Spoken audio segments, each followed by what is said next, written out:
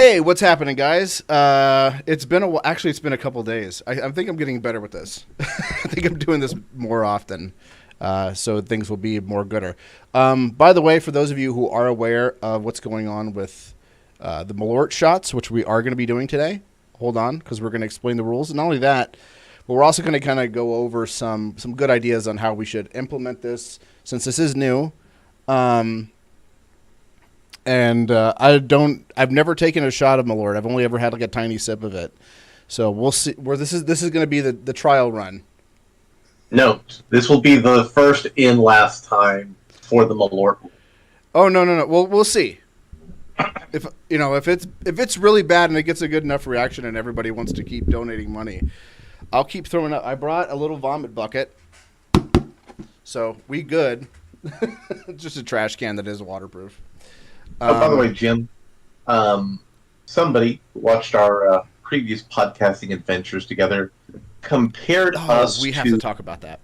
Oh, yeah, yeah, but compared the topic. us, compared us to the team of Brian Last and Jim Cornette. Wow. I'm guessing I was the Jim Cornette in that scenario. I don't know.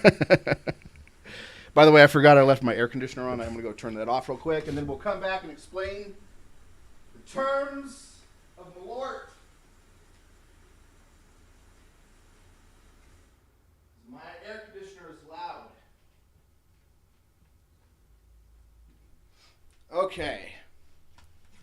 So, Larry, have you ever had Malort? Are you familiar with it at all? I have not. Please Okay. explain to the audience and your erstwhile companion what Malort is. So I did. Well, I've been looking for this stuff for a while because I kept hearing stuff about it, how it's so terrible and it's the worst thing you've ever tasted. How to drink. Are you familiar with How to Drink? The YouTube channel does like cocktails and stuff. Yeah. He says it's awful, but he says it's not that bad in comparison to a lot of other things that are on the market that he's had that were far worse. He said far worse that he said. And he said that if he was in a group of people who were drinking it and it was supposed to be like some acquired taste or some like regional thing, and everybody was drinking it, he would have no problem sipping it all night. He wouldn't think that it was good. He would be able to tolerate it. For me, it tasted awful. At first it was not bad. It was kind of sweet, a little bitter. And then the bitterness just ramps right up until like you feel like your reaction is kind of feel like, oh my God, did I just get poisoned? Basically, so are we talking like a ramp of like 151? No, it's actually pretty alcohol low proof. So this is the Malort. I'll show you. And here's the shot glass. I'm gonna put it in, just a regular standard. I think this is 2 ounces. I'm not gonna fill it up all the way just to prevent spillage. So maybe like an ounce and a half is probably what I'll end up doing. A good size. But this is Malort. Jeppson's Malort. Jeppson Malort was, according to the lore, is what everybody loves in Chicago. It's the best. Forget the rest. And it's just those weird outsiders that just don't understand it. But actually, it's a complete lie. This was a very niche product for most of its life up until like 2012, where the social media guy who was really popular on Instagram and YouTube and Twitter was telling everybody, hey, no, everyone in Chicago just loves this stuff. Everybody else is crazy for not liking this stuff also.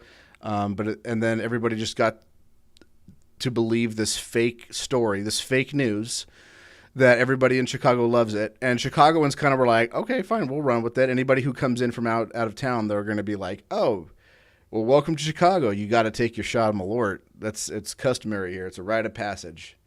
And it's not. It's fake. It's absolutely fake news. But yeah, it is bad. And even that little sip, I was feeling just a little nauseous. Not terribly bad, but it was kind of like, but it was not the kind of nauseous like I just drank something disgusting. It was the kind of nauseous like my body didn't know if it was poison. And the nose on it smells like nail polish. And that's not like a acetone note that you're getting in the nose. No, it smells like someone's mixing some weird like herbs while they're getting their nails done. It smells almost like the inside of a nail shop. It's really strong and very distinct. So it's awful. It's really bad. So the original plan was to say, all right, if anybody tips me $100, I'll take a shot, and I'll do up to 3. Um, I have since at least during this trial run. Maybe we'll change that after I take a shot of it, because I've never actually taken a full shot of it, and I'm not looking forward to it at all. But I think that if we get a total of $100, I'll take a shot. But wait, there's more. And depending on how lucky I feel, and I have like these little bottom thirds of the screen that I can do. Let's see. I can either do 1x, I can do 2x, or I can do 3 shots, right? So if you wanted me to take 3 shots, it has to end up totaling $300 somewhere along the lines. And as we hit each $100, I'll move it. But I figure anything worth doing is worth doing right, so we're going to start at 3. But wait, there's more. I have barrel-aged Malort. And every review that I've found of this thing so far has told me that this is far worse, far more bitter, which you wouldn't expect from a barrel aging. A barrel aging usually kind of mellows things out, makes it a little bit sweeter.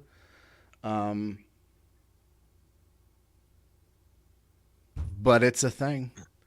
So I want to know, like, what would it take? Because this is not open. This has not been open. This is still sealed.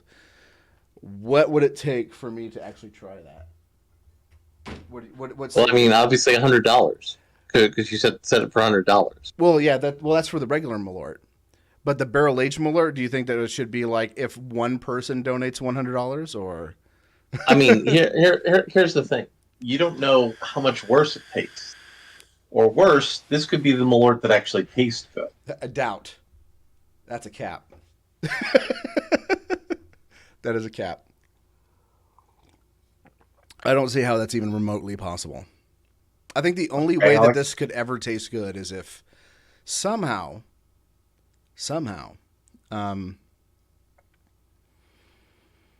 like you use like a couple drops in like a mixed drink, like you use it like a bitters, because it is that strong and it cuts through that hard. You mean like that guy who does all those weird drink mixing things on TikTok and YouTube? I know there's a lot of those people, so I don't know which one you're talking about. The only one I know is How to Drink, and even still, like I kind of don't watch him anymore because most of the ones he does. Like there's like this guy from the islands who like they'll get like giant ass water jugs and put in like Everclear and 151. Oh, is he like he's a Jamaican guy, right? Sort of, or a Jamaican guy. Okay, I know who you're talking about. Yeah. Okay. Yeah. So it seems like something he would throw into a drink. Yeah. No, I have not taken a shot of it yet. And basically the rules are we got different ways of doing super chats. By the end of the year, we're going to completely phase out PayPal completely. But there's 3 ways of doing it. Don't you want to be fined $2,500? No. And I switched it over to my business account, which is not connected to any of my bank accounts or anything. So if I do get fined, it's not going to be it's not going to be attached to anything that they can take it away from. I'll just have a negative balance and I'll just close the account and say fuck you. And then I'll fight a creditor. Like Dogecoin. Yeah. But we have a bunch of different ways of donating. And first of all, Streamlabs, as of right now, takes PayPal. That's how we're accepting PayPal, and no other way. Streamlabs and all these links are in the or in the description. So you have Streamlabs, and if you are going to use Streamlabs in the future, there is another payment system that you can use. I forget what it's called, but you're going to have to create an account, and it's a whole process. So, so we're going to phase it out at the end of the year, give everybody plenty of time. Cash App. And then locals, if you're a member of our locals, not only do you get access to a secret members only chat, which is active right now, it also provides you a way of giving super chats. And I think I get a bigger cut than anything except for maybe Cash App. But that's pretty much going to be the rules from here on out unless I change it. These are not set in stone, so don't come to like some later video where I've completely abandoned most of the rules or gotten rid of all of it, or I just don't have Malort anymore and be like, you said. No, it's only when this is available, where you see this at the bottom of the screen, is that when these are the rules. And usually I'll explain the rules before we do it, and I'll try to condense it a little bit more. But since this is the first one, we'll explain the rules. So what is Malort made out of?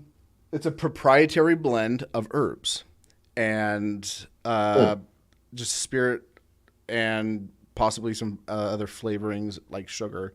So my guess is it's sugar, some small amount of various herbs, but for the most part, the vast majority of it is wormwood. It is a wormwood liqueur. It's 35% alcohol by volume, but the thing that scares me is not the alcohol content. I don't mind that at all. I mean, I drink high proof bourbons. They're good. They're no problem. I don't take shots of them, but I just sip them. But the thing that really concerns me about it is that very bitter wormwood. Like it's like a very condensed wormwood, and it's oily and just blech. So, not looking forward to it. So, Larry, we have a few things that we want to talk about tonight. Moving along from that, setting the tone for this. Yeah, because we are moving away completely from PayPal. I've pretty much gotten PayPal off of everything. This is the last thing standing. I do have to. Why not? Why not, Jim? Don't you want to participate in part of the ecosystem that works with the NSA and other federal government agencies to censor the speech of private citizens? Oh wait, we're going to talk about that more later. Yeah. I'll give you $5 if you drink menthol? Methanol. What is methanol? Oh, ethanol, but... Methyl alcohol. No, I don't want to go blind. Methyl. Yeah. Yeah, I don't want to go blind. It's not worth blind and or dying or having my kidneys and liver shut down. It's not worth it. Sorry, no. So yeah, like we're going to be moving completely away from PayPal because that... I know if PayPal originally said, "Oh no, that was a mistake. That was never supposed to go in there. Our bad." And so everybody was actually like, always in there. All right. Well, most people were like, "Well, this is the writing on the wall. I'm out." And I kind of was like, kind of that too. And then they said that, "Oh no, that psych. Your mama rides a bike. That was a mistake. We're not going to do that. Sorry."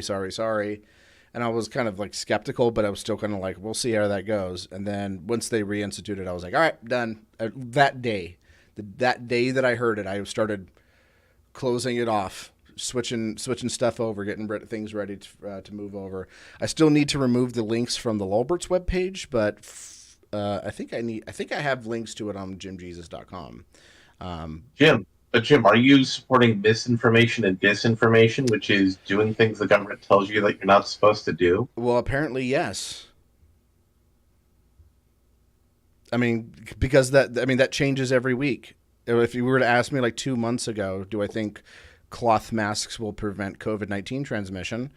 The official answer was yes. And if you said no, you could get punished on social media platforms. But now we know that's not true. The CDC has said that it's not true.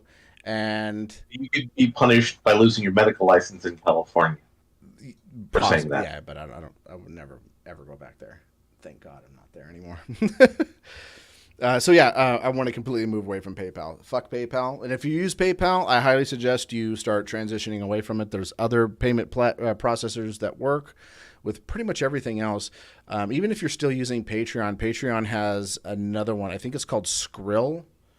I forget I think maybe it's also Skrill or it is Skrill on Streamlabs. But there's a couple different kinds of all these payment processors.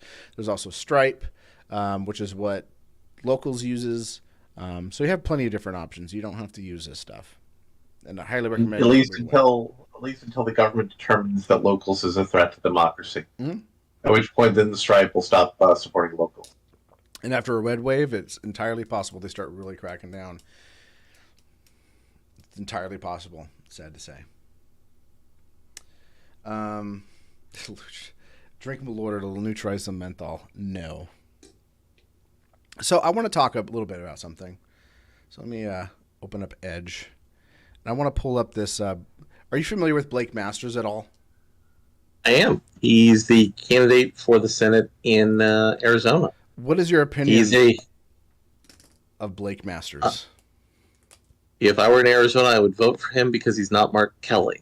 And Mark Kelly is a guy who rode his wife's corpse into the Senate and has fully supported Joe Biden. And I'm not in favor of that. Not in favor of that.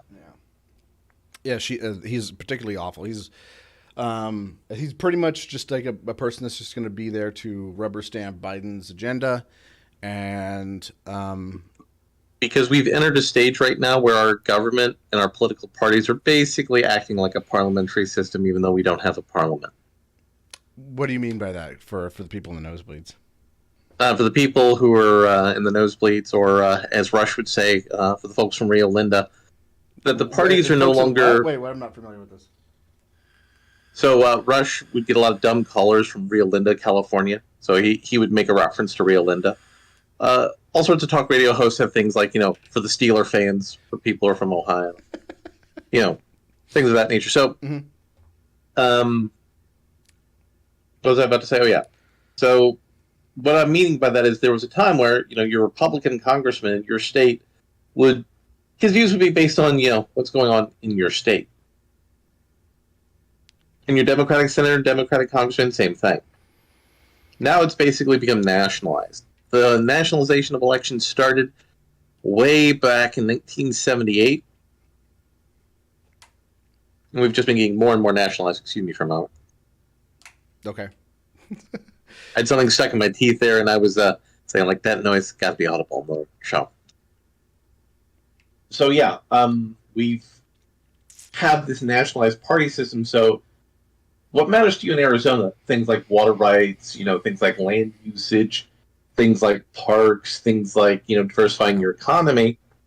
They're no longer going to be represented by a guy who's grounded in Arizona politics. It's going to be represented by, I'm blue guy, I vote for the blue policies. Or I'm red guy, and I vote for the red policies. Or I'm the gold guy, I'm going to be completely ineffective and not do anything. And I'm the green guy. I'm like the gold guy, only I want more government control and more power given to large corporations to dominate and control your life. So you're basically just voting for the blue people. So that's what we mean by our two-party Republican system is sort of evolving a parliamentary character. Okay.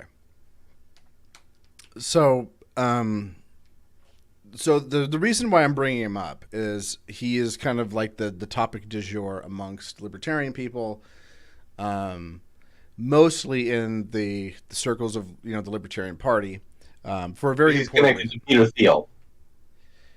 Well, yeah, and then also Blake Masters used to write articles for LouRockwell.com, which I know you're a huge fan of Lou Rockwell. Lou calling Washington, D.C. a zoo being run by the monkeys, Rockwell? Yes, yeah. Lou, the black lady, totally stole all the money from the Libertarian Party's campaign. And no, I don't have any evidence to prove it, but it's totally her fault, Rockwell. That's the one. Lou, the Jews are the cause of all the world's wars, Rockwell? Yes. That's the one. So, but totally a fan. Yeah, either way, he wrote some articles for LouRockwell.com, and from what I understand, the articles that he wrote for LouRockwell.com are really good and came from a very kind of principled libertarian position. And since then, he has become a kind of MAGA Republican, joined the Republican Party. I don't know if he holds any offices or anything, but he... Nope, he's a chief operating officer of a hedge fund. Okay. So this is his first goat fuck into electoral politics, so to speak. Yeah. And basically, from what I can kind of gather from a lot of the things that is in his platform and things that he's talked about, is he seems kind of more of a MAGA sympathetic Rand Paul, if you can imagine that. Mm-hmm. Kind of seems like that's where he's coming from. Not great, but not awful. But everybody's trying to pretend like he's awful, and they're really picking on like a few things that he's really bad on and being like, well, look how bad he is on that. It's like, well, yeah, We know that. Thanks. Like, no one is really saying that we're completely endorsing him.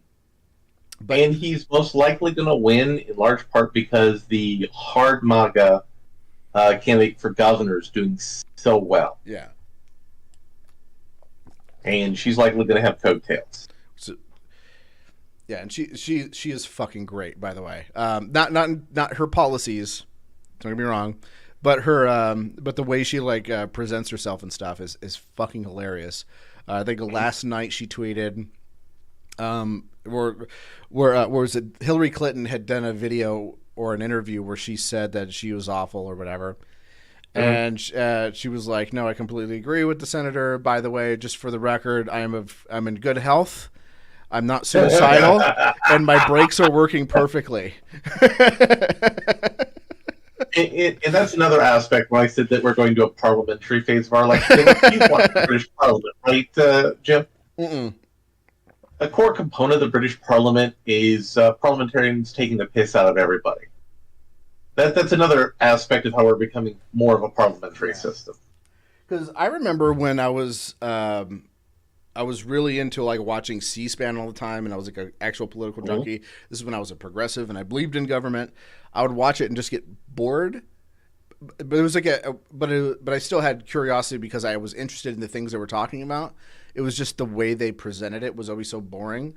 But then when C-SPAN would cut over to Parliament, I was like, why can't we be like this? This is amazing. They're all talking shit. They're all laughing at each other. And it's like a lot of the time it's kind of in good fun, like when they attack them. Not always, but a lot of the time it kind of seems like, they're kind of, busting some balls. But other times they're making genuine attacks. I'm like, why can't it be like this? I mean, those Republicans are so bad and, Democrats are so good. That was me. Not anymore. I don't know. Yeah, that would be kind of interesting to see, verbal fights break out on the. I mean, we're going to be going to physical fights soon. We're going back to our roots. Back to our roots of people caning each other on the Senate floor. Challenging each other to duels. Let's do it. Let's go. But anyway, so the reason why I'm bringing him up is because, are you familiar with Dave Smith? I am familiar with comedian Dave Smith. Yeah. Dave Smith, comedian, runs a podcast called Part of the Problem. Jewish. His grandfather was successfully evicted the bad people from their governance of the Libertarian Party. Yeah, he was a key player in it. I don't think he's actually in any way involved directly with the Libertarian Party. He's not sitting in any chairs or anything like that. But he's involved insofar as showing up to events, voting for people who are part of the Mises Caucus, encouraging other people to join the Mises Caucus and the Libertarian Party, and blah blah blah. I'll think that the Libertarian Party is a giant waste of time. Maybe you and I can debate that, but for me, it seems like it's just a giant waste of time and a great way to engage yourself in constant infighting. I agree 100%, but I think there's a possibility they might go into a positive direction. Well, I think they are going in a positive direction in terms of what they talk about. Because remember, it was not that long ago where they were tweeting the DPRK.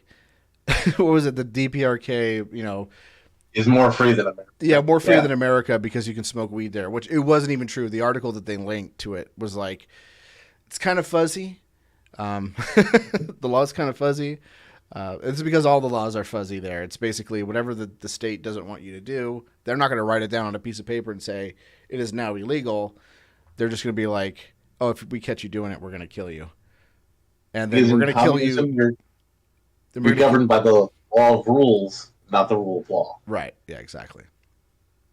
So anyways, those are the people that, they evicted from the party and now they're kind of taking over. And some of the stuff that they say is, at least in the New Hampshire people, the Libertarian Party of New Hampshire, which are Mises Caucus people too, can get a little edgy, especially when they're talking about what was it?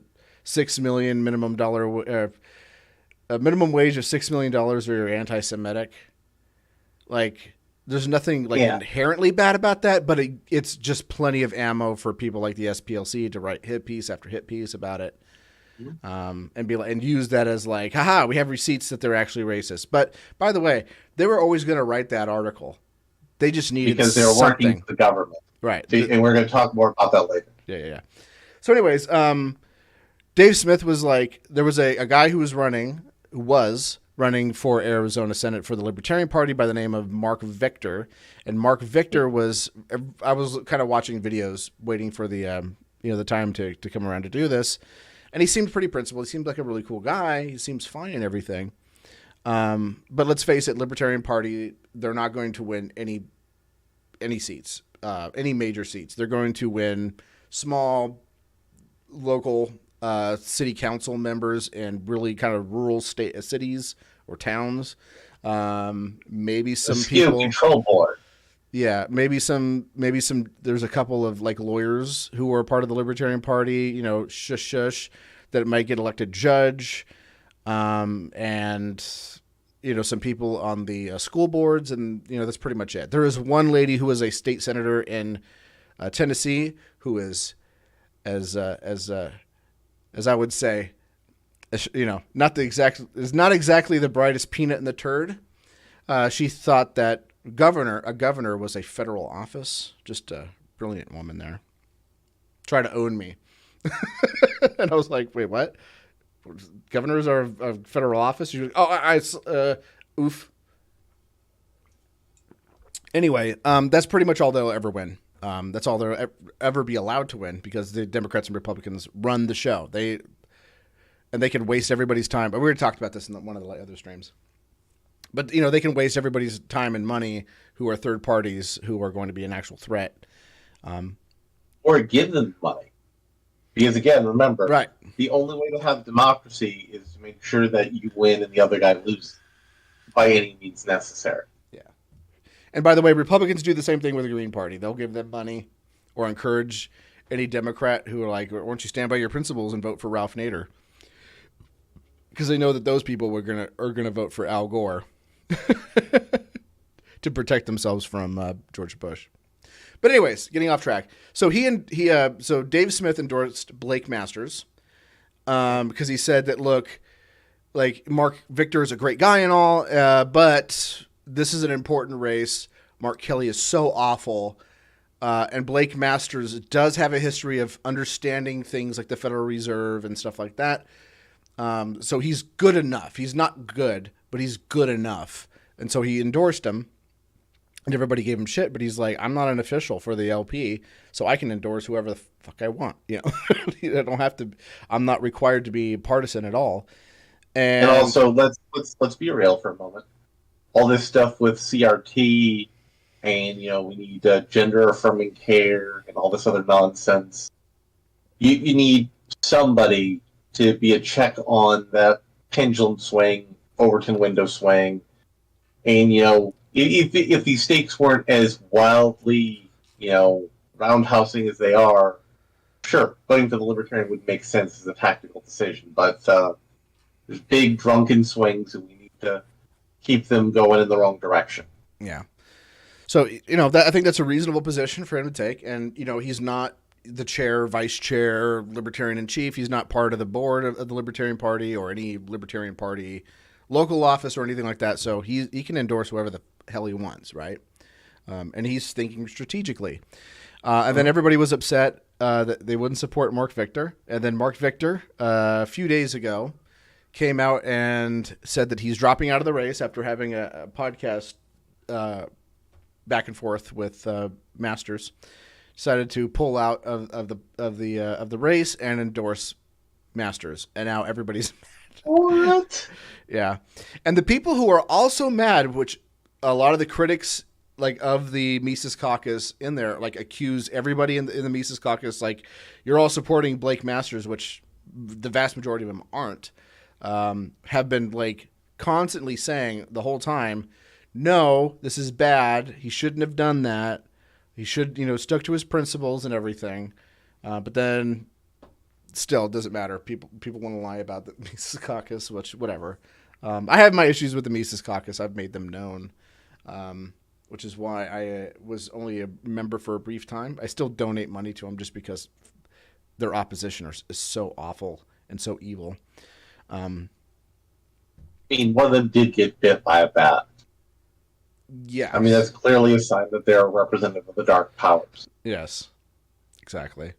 Which, by the way, I do believe that our friend, a good friend, Nick Sarwalk, a friend of the show, Nick Sarwalk, is now running as a Democrat. So there's that. What? Yeah, there's Nick that. Sarwalk? Yeah. Nick getting money from the federal government to give off no. Sarwalk? That's not entirely true. It's half true. He was giving money from the CIA. Well, I mean, the CIA is the government. Right. But that changes a lot. That changes a lot when it's coming from the CIA. How we keep mentioning three-letter agencies and independent people who are totally not the government making PSYOP stuff. That's so weird. I wonder if we're going to talk about that later. Yeah. Probably going to end up talking about that later. So basically, let's see, the master's plan, the Democrats in power have failed us. Joe Biden and his sidekick Mark Kelly have delivered chaos, the border, failing schools, widespread wokeness. It seems as though he's very, I don't know, you're probably this way too. This is where you and I kind of disagree, but I have a very nuanced position about the border, but whatever. I have a nuanced position on the border, but my position is closer to Blake Masters. But I want to highlight what a dumbass Mark Kelly is about the border. He says, I'm laser focused about the problems at the border because lots of fentanyl's coming across the border, lots of crime, lots of illegal aliens, doesn't have the resources to deal with it, yada, yada, yada. You know who was very laser focused at getting her issues settled for Arizona? It was Kristen Sinema. Yeah, you know how she got it done? By telling Joe Biden, hey, listen, do what I want or you're not going to get my vote, and you need all 50 Democrats, and to get Kamala the Uganda giant to break the tie vote as the vice president. So you better do it. And no, that was not a racist comment. I was referencing the professional wrestler, Kamala the Uganda giant. Who? It was an homage to my love of professional. Okay. If it works. But yeah, so if Mark Kelly really cared about the border, he'd say, hey, listen, Joe, I'm also going to have to hold you up too. Then Joe would have to attack 3 senators. And if one of them was doing it over the border, then they'd go to other senators and go, well, why aren't you holding it up because of the whole fentanyl dealy-do?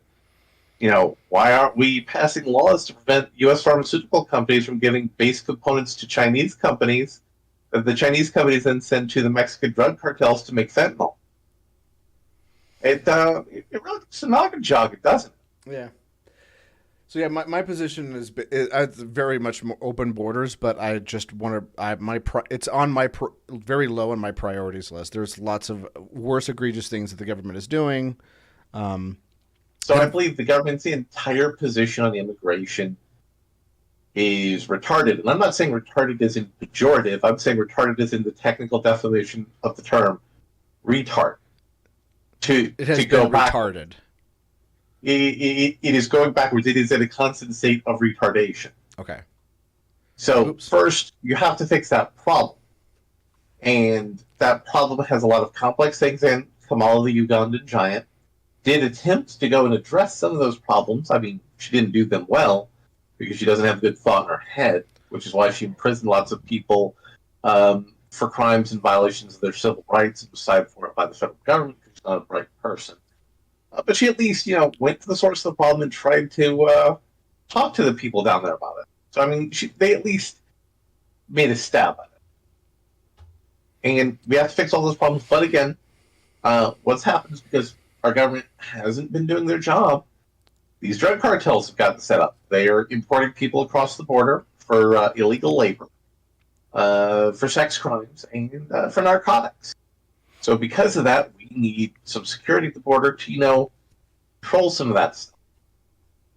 We need Mexican and other governments to work with us to shut these people down. But we're not doing that because that's a inflow of cash from El Norte to the south.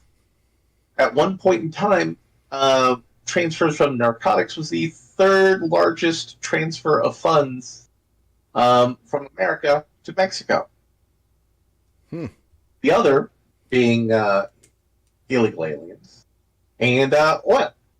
Those were your top three ways that Mexico was getting U.S. dollars. And surprise, surprise, the Mexican government was very uninterested in being helpful. Again, it really makes you think, doesn't it? Yeah. Almost like the inefficiencies in the Mexican economy have led to promotion of crime. I think we're getting lost in the weeds here, though. No. So that's why the border is important. Mark Kelly didn't do anything about it because there's all these moneyed interests that he could stand up against.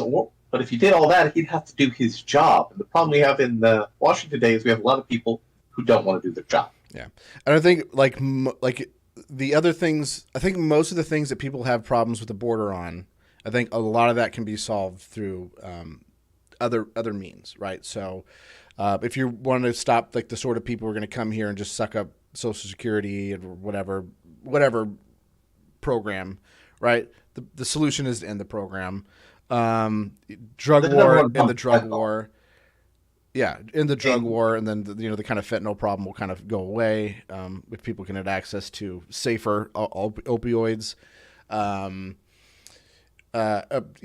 Prostitution being legal would definitely cut deep into sex trafficking. Of course, there's always going to be sex trafficking of minors, but it'll definitely free up a lot of the bulk of sex trafficking from Latin America is. Well, yeah, but it'll still take a good giant chunk out of it, and it'll free up law enforcement's time to go after those. We need to do a deeper dive on this topic. I think we're getting lost in the weeds, but basically, it's a complex topic. Yeah. So basically the too long back to the topic is that there's what do you think about the Libertarian Party candidate backing out, much to the dismay of the Mises Caucus, much to the dismay of the opponents of the Mises Caucus and the Libertarian Party in general? I mean, I think he did a great job of uniting all the different factions of the Libertarian Party under a common umbrella of not liking his decision. And I also respect him. I also respect him for saying, allowing Mark Kelly to go back to Washington wouldn't be good for my state, and I need to, keep an eye out for my people. Yeah. I think the focus of the Libertarian Party should always be, hey, there's a free platform here to get our ideas out. We're going to get our ideas out and not focus so much on, like, we need votes. Sure, votes will get them, federal money, which I'm not a big fan of them getting federal money. Wait, I need to ask you, because you know this answer, and I never bothered to look it up after I said I was going to look it up. So, if the Libertarian Party gets 5% of the vote for presidential elections, they get money. Where does that money come from? From what I understand, there's some on your taxes, and you say, "Do you want to support presidential elections?" Got it. Okay, yeah. That's what I was wondering, if it was all coming from that or if it was coming from taxpayers who are also fines. Fines? Fines for the campaigns for screwing up. Oh, okay, got it. So yeah, I guess that's fine, but still. Yeah, I don't think their goal should be getting votes. They're going to get votes from people who are disaffected by. I think their goal should be.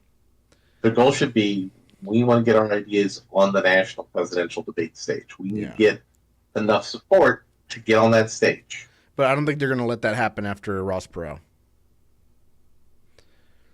I think. Well, things are interesting because the Republican Party is planning to pull out of the Commission on Presidential Debates. Who is? Republican Party is planning to pull out. So the Democrats will get to choose everything. That's brilliant. Well, no, they're saying we're not going to participate in any debates ran by this organization. Oh, nice. There's currently haggling going on over that because all the corporations are very upset that their advertising vehicle is being disturbed. Is it going to be a situation where they're just never going to have debates anymore? Because some of that actually is kind of playing out. if it's Joe Biden versus Trump in 2024, that's probably going to be what happens. Okay. I mean, look at how badly it went for John Fetterman when he had a debate. Come on, man. Don't pick on the cripple kid. It's like, well, the cripple kid wanted to debate. No, he didn't want to debate. He had to debate because everybody was like, "Oh, like, I mean, he's refusing to debate, right? I mean, how bad is his throat? Pretty bad." I just think it's sad that Oz did not do that well, even in a debate with someone who is cognitively impaired. Well, I mean, he did very well with People who were not already on Team Blue. Right. And I think a lot of Team Blue people are holding their nose about Oz. well, you mean about Fetterman? No, they're sorry, Team Red. I think a lot of people in Team Red, excuse me, that's where I meant, Yeah. are holding their nose about Oz because Oz is really unlikable. He really is. His audience was just like Oprah fans. That was it. Yeah, and Oprah turned on it. Well, yeah, obviously. And Fetterman's wife is going to be telling him what to do, and she talked about how swimming's racist. No, I'm serious. I know. I saw that today. So yeah. How dare you, Jim, promoting white supremacy by swimming? I think she knows that he's not doing very well health-wise, and she kind of encourages him to do it anyway. Just she knows that if he passes away, they're probably going to give the seat. Become a senator. Yeah, she gets to become a senator without any of the work, and she's not that. And as a former illegal alien, that's a pretty good gig. Yeah, it's a pretty good gig.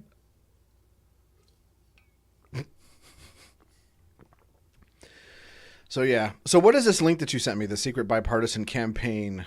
Well, we're going to get to that when we talk about the thing, social media. So did you want us to do like a kind of sort of a deeper sort of like, hey, there's some elections happening, and man, there sure are some issues out there. Sure. Do we want to touch on that? Let's just dive in right now. Let's get it out of the way. Boy, it sure is nice that everything is just as expensive as it was 2 years. Oh, it's not? Oh. Oh. I mean, it couldn't be because we shut down the entire economy and then gave everybody money. Then the money was put into very large corporations, thus creating an inflationary effect. And then when we turned the economy back on, people all went back to work, thus further stimulating the economy. But there wasn't a good production of goods because the supply chains were all disrupted, and the economy being shut down. And then there was a war in Russia, which creates food and fuel supply shortages, as well as the Ukraine is a source of a lot of high-tech parts and components, thus creating even more supply chain issues. Also, labor rights issues with the dock workers out on the West Coast and the rail unions, further creating supply chain issues, further driving up costs. And our government doing zero things to help and doing lots of things to hurt. I mean, that's the big top line issue insofar as I'm concerned, is everybody's saying, you're doing a lot of stupid stuff, and so we're going to give you a Republican Congress to try to make you do less stupid stuff. I mean, that's not going to work. But I mean, that's the thing. And also, hey, sure is weird how when kids stopped going to school and they were doing virtual learning, they regressed. Dare I say, their educational progress was retarded. Right. Because they were able to find all the answers to their educational questions on Google and not be properly disciplined. And, they lost years of educational advancement. But it's even weirder. In those states that didn't lock down the schools, students are doing better. Not great, but they're doing better. And in those states where private schools didn't shut down, kids are doing really good in the private schools. It's almost like shutting down the schools was terrible, especially considering all the science available then, plus all the science available now said there's a very low rate of transmission from healthy youth. Almost like the teachers' union, which was full of lots of people with comorbidities due to age, health conditions, body weight, were afraid of getting infected. And the unions use their power to harm our children and harm the economy. I mean, it's exactly like that. That's exactly the thing that's happened. Of course. And also, the teachers' unions promoted ideas like critical race theory and gender gender affirming treatment through the school policies, not democratically by saying, "Hey, we think these are good ideas," but instead hiring consultants who kicked money towards other consultants who promoted these texts and used them as part of mandatory in-services. Man, it sure is weird how all of these isolated interests who had better knowledge and access to government power were able to manipulate the vast majority of people. But don't worry, we need to support them because that's what democracies do. And not, like say, hey, we're going to enact a policy. Here's why we're going to enact it. What do you think? Because you're the majority of the people who make the decision. No, we need to make sure all of the people with advanced degrees make large sums of money and get the skim off the top of the government make all the decisions. Because again, that's what a democracy is, Jim, right? When the elites who get the skim money off the top of the government make decisions. Also, democracy is when the things that I like get elected in, and threats to democracy are all the things that I don't want get elected in. Exactly. Right. And then there's, of course, crime. Now, we are being a little flippant about those other issues, but crime, there's some complicated, nuanced issues. So there's an idea that's become very prominent called cashless bail. Oh, God. And cashless bail is effective if implemented in a sane way. So in Florida, you get bail if you're a violent offender, mm-hmm. if you are a legitimate flight risk, if you're a sex offender. Now, if you're one of those three things, you're going to have to pay bail. If you're like some guy who burgled, you're not going to have to pay bail. But if you run out on bail, then you're going to have to pay bail in the future. Okay. Those sorts of things, that makes sense. But what's happening is prosecutors are, saying, hey, you're black, and you ran over a bunch of people in your van. That's okay. You don't have to pay bail. Wait a minute. Excuse me. Is this an Admiralty van or is this a civil van? It is an Admiralty van, and that's why we're not driving. We're just traveling. Okay. Are there fringes on the van? Well, there's fringes on the Puerto Rican flag inside the van. Okay. So in situations like that, and also situations where they're saying, like, listen. Unless you watch the Darrell Brooks case, you have no idea what the fuck that was all about, but sorry. Or also, say you're going to go into a Walgreens, and they say, you know what, we're not going to prosecute you for stealing $500 or less worth of product, and in a group of like 20 people who just all randomly show up at the same time, steal exactly $500. That all just happens to be on the same eBay stores like in a couple of weeks.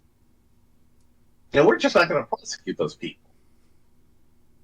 And of course, things like sanctuary cities, where the actual original intent of the sanctuary city policy is like, we don't want illegal aliens, but they're going to be here, so they need to be able to do things like go to a hospital so they don't spread disease.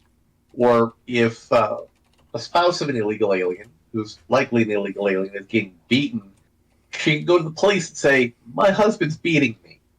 Please arrest him. So the sanctuary city policy was originally intended for that. What it's devolved into, or dare I say, what has been retarded into, is into a policy where we just don't do anything to illegal aliens. They just live there. And then next thing you know, the Speaker of the House's husband gets beaten with a hammer. Look, I know you're from Northern California, but down here, we call that a dildo.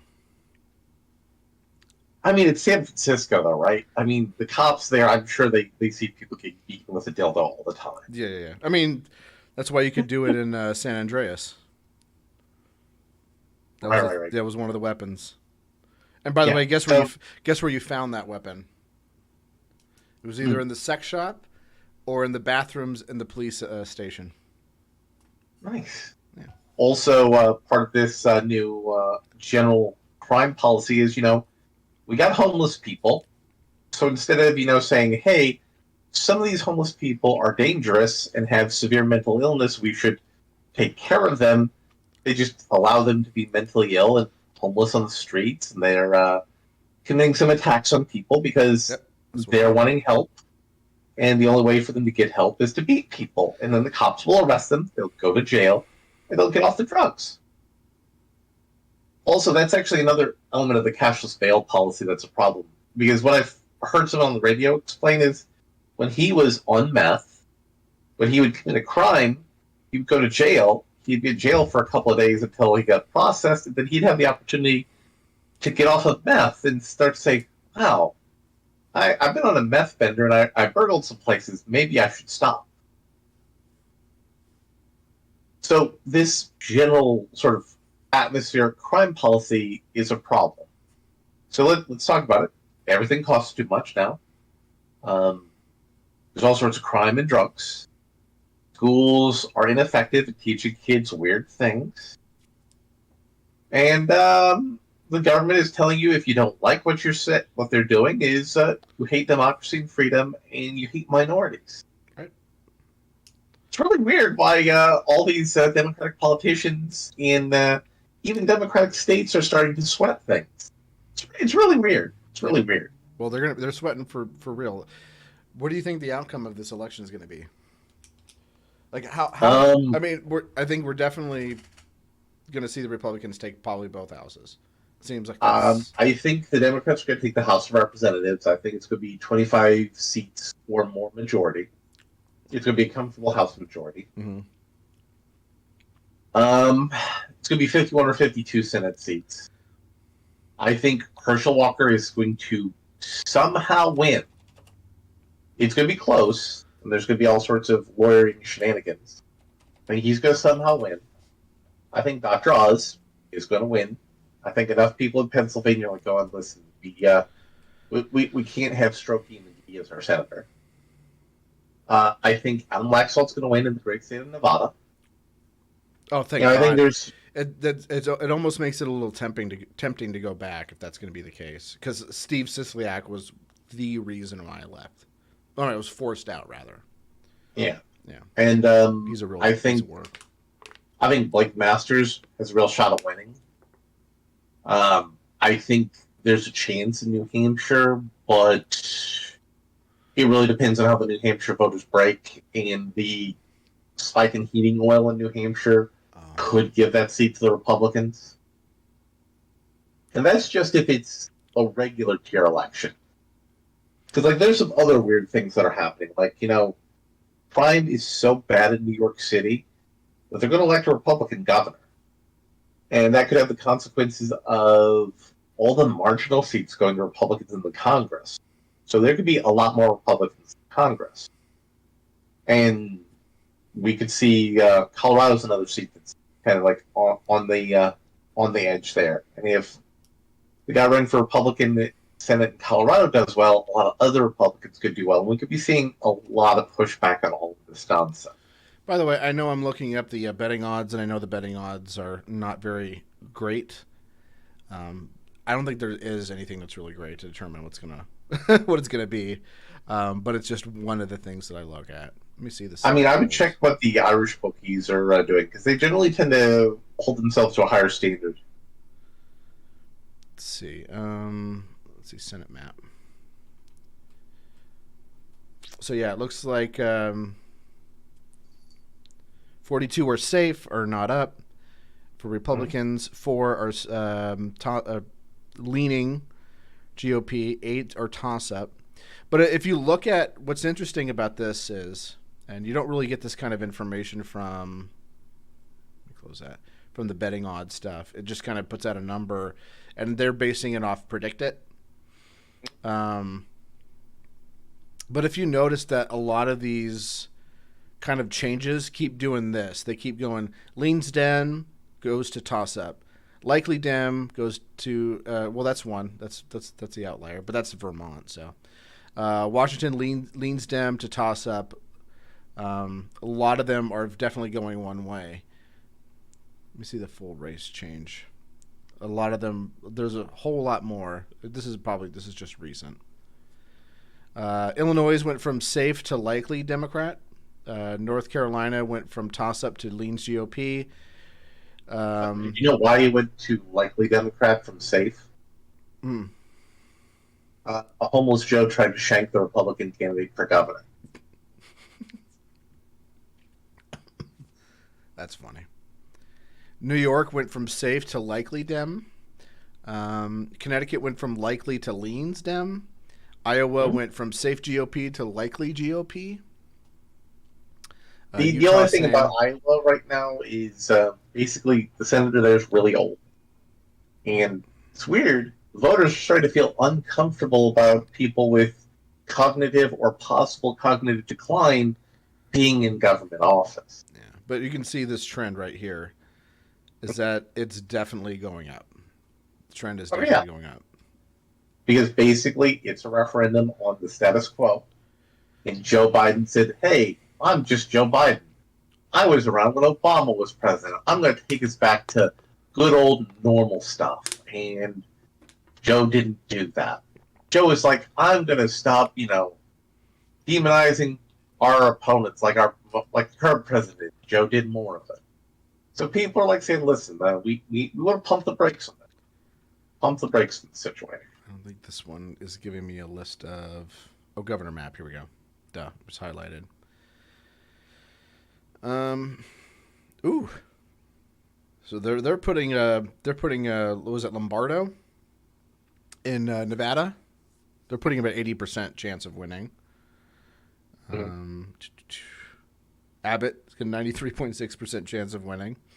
I mean, he is running against Beto. Yeah. Which Beto is a very handicapped person. I mean, it's almost like he drunkenly drove over somebody in the car, right? Allegedly. Yeah. The only good thing Beto ever did was play in a punk rock band with the guys from the Mars Volta. And that's it. And that's not saying a lot. No. So the Democratic... I think the New York one, I know a lot of people have been talking about that it's possible that the GOP may take... I don't know if it's the governor or the Senate in New York. Governor. It's a governor? Yeah. Okay. I know there's been some talk of that. And you know why he started doing well? Somebody shanked him on a campaign stop. Oh, yeah. Okay. I thought you were talking about Illinois. I was like, wait. No. Illinois also had somebody try to shank the Republican candidate for governor. It's weird how that keeps happening. It's almost like people have just been letting crime run rampant like weeds. But yeah. All of these things are pushing the election a certain way. So, isn't it weird that Joe Biden was talking about how we won't know for a week or two who won the elections? You know why that's weird? Because they said that in 2020 with a couple states for exceptions, and those states are incompetent. And two of them we've talked about recently. Actually, we talked about all three: Georgia, Pennsylvania, and Arizona. We knew on election day or the day after what was going on with their states. Yeah, I think here's my prediction. Now, if you are wanting people to feel confident in the election, you should say, hey, you're gonna know who won the election, with the exception of the really close races, within a day or two. You should be confident your vote's gonna count, as opposed to saying you're not gonna know what's gonna happen, and also if you vote the way for my opponents, you'll hate democracy and you're literally supporting fascism. Yeah. I think the polls are leaning Democrat. That's my prediction. I think that the polls are showing a higher chance that Democrats are going to win versus Republicans, because I think Republicans are like too scared now. No. To actually come out and admit to just some random person calling them on their phone. It's not that they're too scared. It's that they know that those people are feds. Yeah. Well, yeah, that's what I mean. They're scared of them being feds. That's what I mean. So you have the quiet Trump voters, whereas Democrats are loud and proud, and put 8 wave emojis, blue wave emojis in their Twitter handle. But let's be more realistic, Jim. Do you answer a phone call on your cell phone from someone you don't know? Mm-mm. Hell no. If it's flagged by your cell phone provider that this is a political call, Nope. do you answer it, or do you do what I do, answer with it to fuck with them? Yeah, I used to be involved with all those polls because I was involved with, what is it called, Amerispeak, where they give you like rewards for taking surveys, and then during political times, they start asking you like poll questions. Then I would end up seeing those poll questions on TV, and I stopped doing it just because I was just like, I don't know if I should be divulging this stuff, even if the government doesn't directly have any kind of hand in it, which they may not. It's still like I'm putting that out there, and they're able to. Yeah, they're able to see it. They're able to see it either way. So I'm just like, nah, I don't feel like outing myself. Rather not. So I definitely think we're going to get some. I think most of the things that are toss up right now, I don't think are going to be. It's not going to take a while to process those results. I think the ones that are going to be processed and probably take a while are like the ones where they're kind of saying that it's leans Dem or safe The Georgia Senate race will be a photo finish. Yeah. Oh yeah. Pennsylvania will be a photo finish. Because I mean the two people that are running are awful. They're just they're awful. weak candidates. They're weak candidates. Yeah. What is it? Herschel Walker. Herschel Walker, yeah. And Stacey Abrams, who's made a career out of losing elections. Oh, no. Stacey Abrams is losing that going in reverse. Because she said in a recent statement, she said that the Georgia Sheriff's Association wants to take black people back to slavery. Including, because there are black sheriffs. So black sheriffs are a way to put black people back in chains. Oh. So before we go into the thing about Twitmo-chan, and the report about the thing that was mostly revealed in 2018 during Senate and House hearings, even though the social media gang were trying to hide it. I'm going to read this Time Magazine article from February of 2021. The secret history of the shadow campaign that saved the 2020 election. A weird thing happened right after the November 3rd election. Nothing. The nation was braced for chaos. Liberal groups had vowed to take to the streets, planning hundreds of protests across the country. While right-wing militias were said an eerie, quiet dissent as President Trump refused to concede. The response was not mass action, but crickets. When media organizations called the race for Joe Biden, blah, blah, blah. So the point of this is there was a corporate program where all of the major corporations and the unions and the Democratic Party got together to make sure that Trump would lose the election. And this was published in Time Magazine.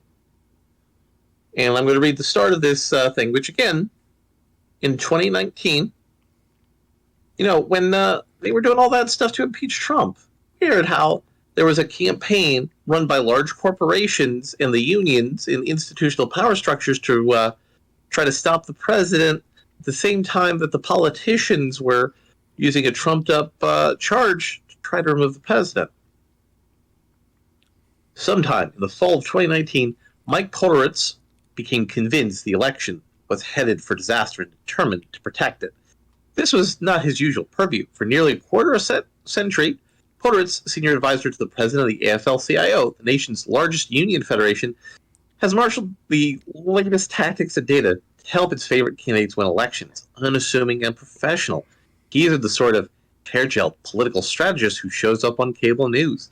Among Democratic insiders, he is known as the wizard behind some of the biggest advances in political technology in recent decades. A group of liberal strategists he brought together in the early 2000s led to the creation of the Analyst Institute, a secretive firm that applies scientific method to political campaigns. He was also involved in the founding of Catalyst, the flagship progressive data company.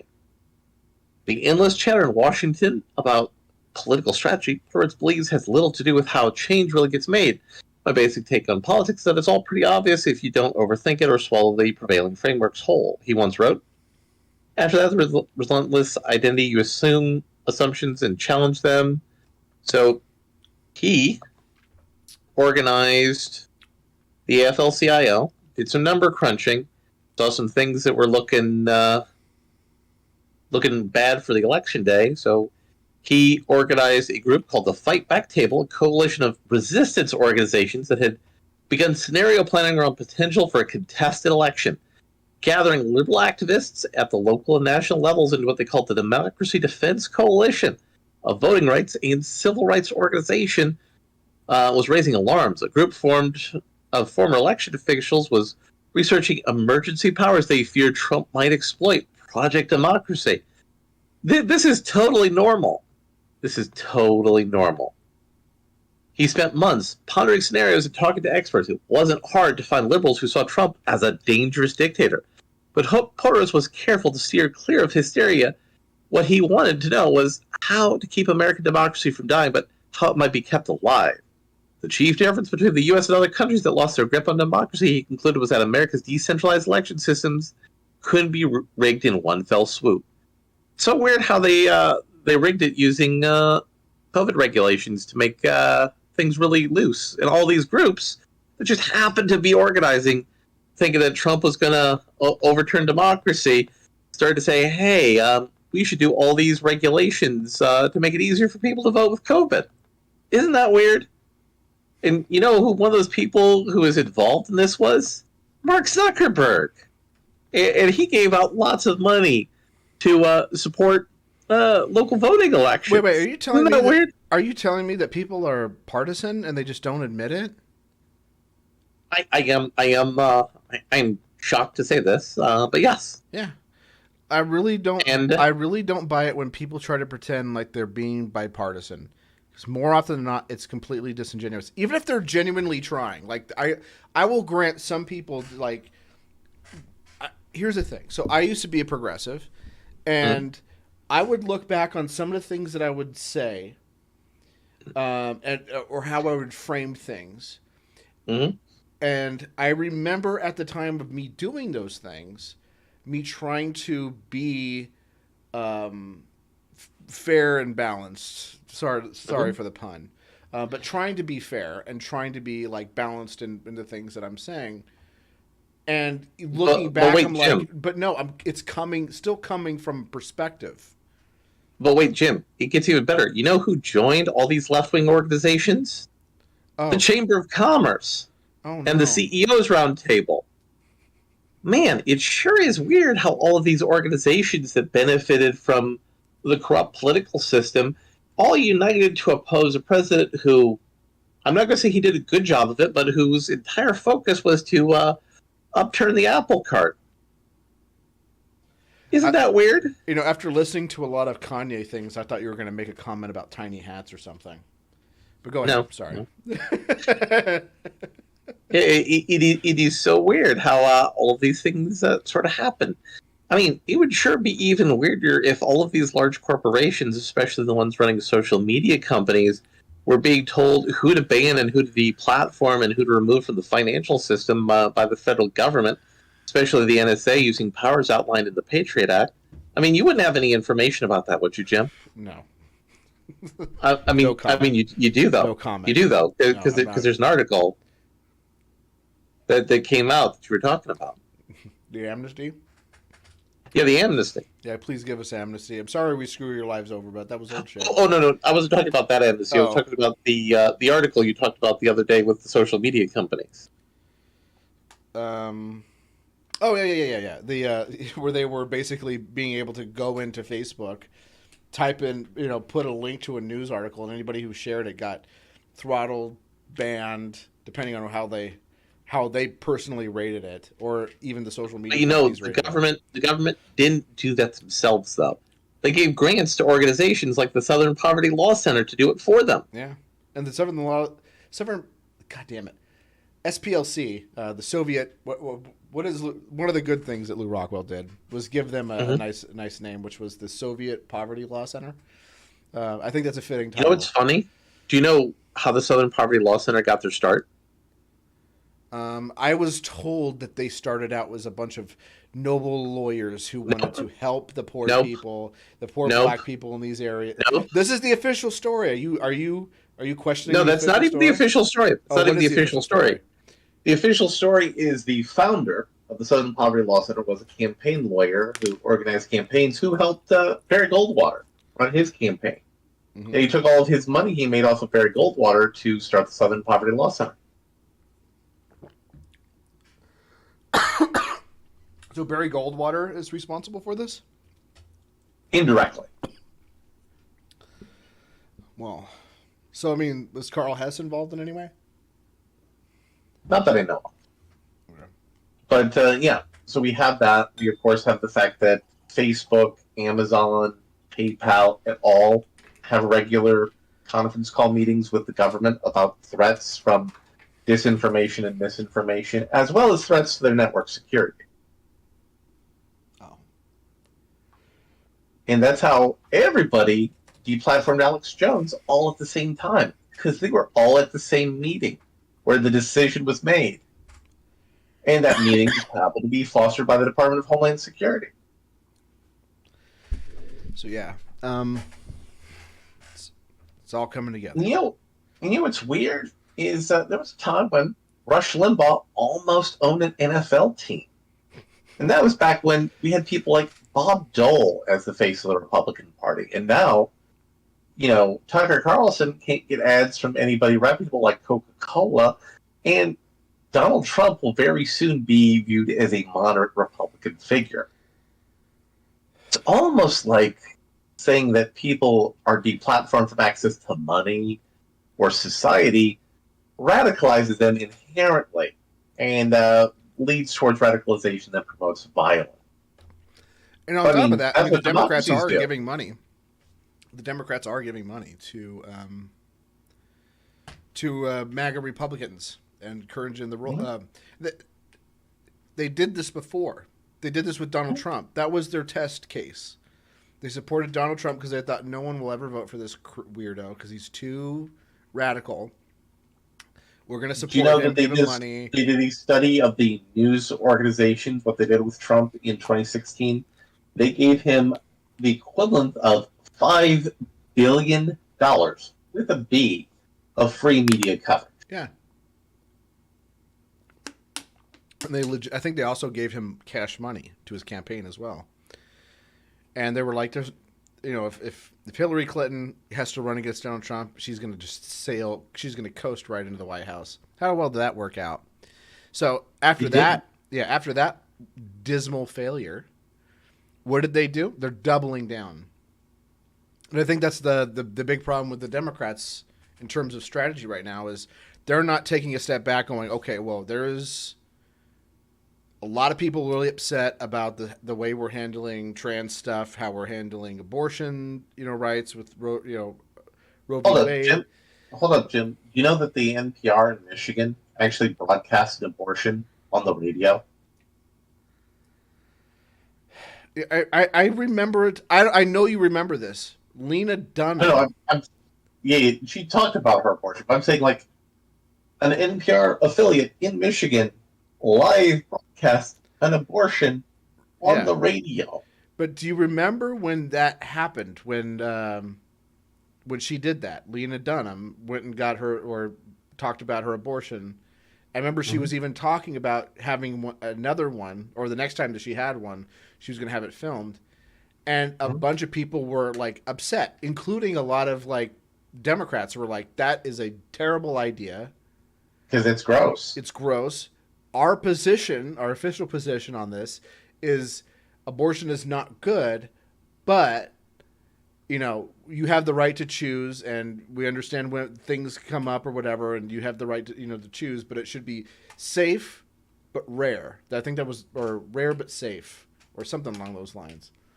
Yeah, but now it's like mandatory state-funded abortion, the 9th trimester. Yeah, so now I mean, not the 9th trimester, the ninth month. Although the 9th trimester, that's further down the road when we become like Canada.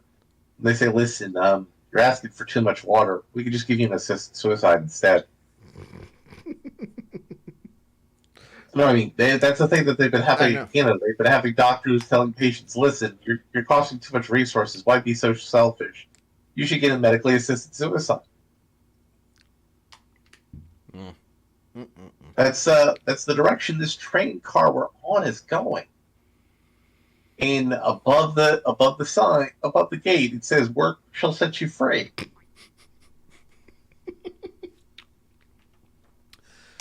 I thought it said not an argument. No, that's what it says in Mine Wall. Oh, okay. Oh, that's right, Mine Wall.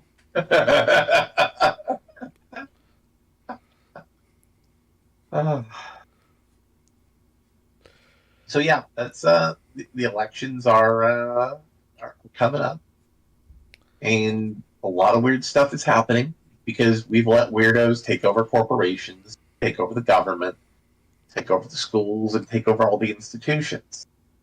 And we could use our democracy to vote against that, but that's we're being told is actually is lethal to democracy. We have to do what we're told by our betters because that's what a democracy is. Mm. So, anyways, yeah. It's just so weird that all this stuff just is just piling out right before the election. I'm guessing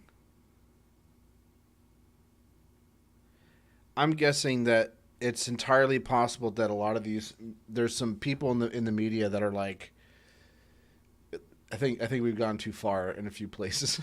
To quote the great philosopher George Lucas, I think I went a little too far in some places. And are trying to just like, all right, let's just cleanse the palate. Let the Republicans have their way. Everybody will realize how terrible that they are, so that when we come back, we'll possibly have learned our lesson, and we'll be better. I think that's what a lot of them. That's why a lot of the stuff is starting to kind of leak out, and they're so willing to admit it. Granted that the article about the social media platform and the DHS stuff, that came from The Intercept, and The Intercept and The Guardian are still probably the only two organizations that still kind of do investigative journalism in the United States. Mm-hmm. That's because they're not in the United States. and you heard the latest from Greta Thunberg. You've heard the latest from Greta Thunberg, right? Is she telling me to eat bugs again? No, she's saying we need to take down the racist, sexist, capitalist system to save the environment. Oh, well, too bad. Ain't gonna happen. Even the kind of socialism that Democrats want is still leans on the liberal side on a lot of things. Just too many interests, too many interests involved that want to keep that part around. Best we're going to get is National Socialism. That's the best you're going to get. Kind of feel like I mean, we already have that, right? Kind of feel like we corporations. Socialism. Best I can do is National Socialism. I mean, don't we kind of have that already? That we're having our government dictate to corporations what they can and can't do. Well, they're not really dictating. They're kind of like, look, we know we do some stuff, and we have these guys called the IRS who can find any mistake that you've made in your thing, and it's impossible to not make a mistake in it. What like a little baby you are. Yeah. You don't even need the IRS. You have federal banking regulators. Yeah. So we have all these things. Let's take it down that article. Let's take down that article. That one too. Yeah, that one too. Yeah, you better. Why don't you just open up a portal so we can just shut down any news article we don't like? How about that? And the other interesting thing is how other countries all at the same time as us adopted the same attitude. It's so weird. So weird. Almost like we don't understand what disinformation is. So do you know what the Soviet Union, when they started using disinformation as a tactic of intelligence operation? What disinformation's purpose was? Oh God, I should know this. I used to be really into Soviet history, like really into Soviet history. So you would feed a narrative to your opponent to make them do things, not necessarily to do X. I'm telling you X to do Y, but to just do things to make them act, stupid and paranoid and divided, and make them unable to function. Like saying everything that doesn't agree with the government corporate power is it's a Russian plant. Yeah. It's almost like promoting those ideas through the elite channels is disinformation. Especially considering we studied in the 2016 and Brexit elections how the Russians, all they were doing were amplifying existing political narratives. And misinformation is lying. Like saying, for example, that the COVID vaccine would stop the spread of COVID, when that wasn't in any of the documents from Pfizer. In fact, Pfizer said their vaccine wasn't tested to stop COVID. It was only tested to see if it was medically safe. Right, but that wasn't the thing that we were supposed to look as official information. What the official information was the stuff that was coming out of the CDC, and the CDC was saying, "Oh yeah, it stops transmission." They since had to retract that, which was based off of no information, which is misinformation from an official source, which is totally fine. Whereas actual doctors pointed out that there was no data to back that on, were deplatformed, were being attacked in professional organizations. Some of them have had death threats against their family. But again, we're a democracy. It's fine. This is totally what democracies do. Right. So I kind of want to go over a few things before we start wrapping things up. So I know that one of the things, I want to get your opinion on this because this is something that I talked about the other day. Kind of want to go over some of the things that I hear from really principled, great libertarians, terrible people, basically, that organizations like Facebook, Twitter, I guess Meta, Twitter, Amazon, Google. Well, not really so much Amazon. Okay, I'm talking about like. Well, no, they're part of the same government gaggle. Well, no, because they're a private company. They can do whatever they want, right? Right, but when the government tells them what to do and they do it, they become an agent of the state, right. And they're not a private company. But free speech doesn't apply to Twitter, right? Because they're a private company. Right. And they can do whatever they want. But again, when you're acting under direction of the state, you become a state agent, and thus you are obligated to respect free speech. Yeah. It's kind of weird how Twitter and Facebook both had spies from India, Saudi Arabia, and China working their senior management. So weird how there wasn't any real focus on stopping the flow of information into those countries. I mean, in India, the spies from India also made sure that nothing was promoted on those social media sites that was critical of their government. That sure is weird how all the government's involvement in social media seems universally to target things that are negative about their government's policies. I mean, that's what democracies do, right, Jim? They silence their critics through use of state power. Right. What's the other thing from principled libertarians? Let's see. See. I'm going through my list right now. Let's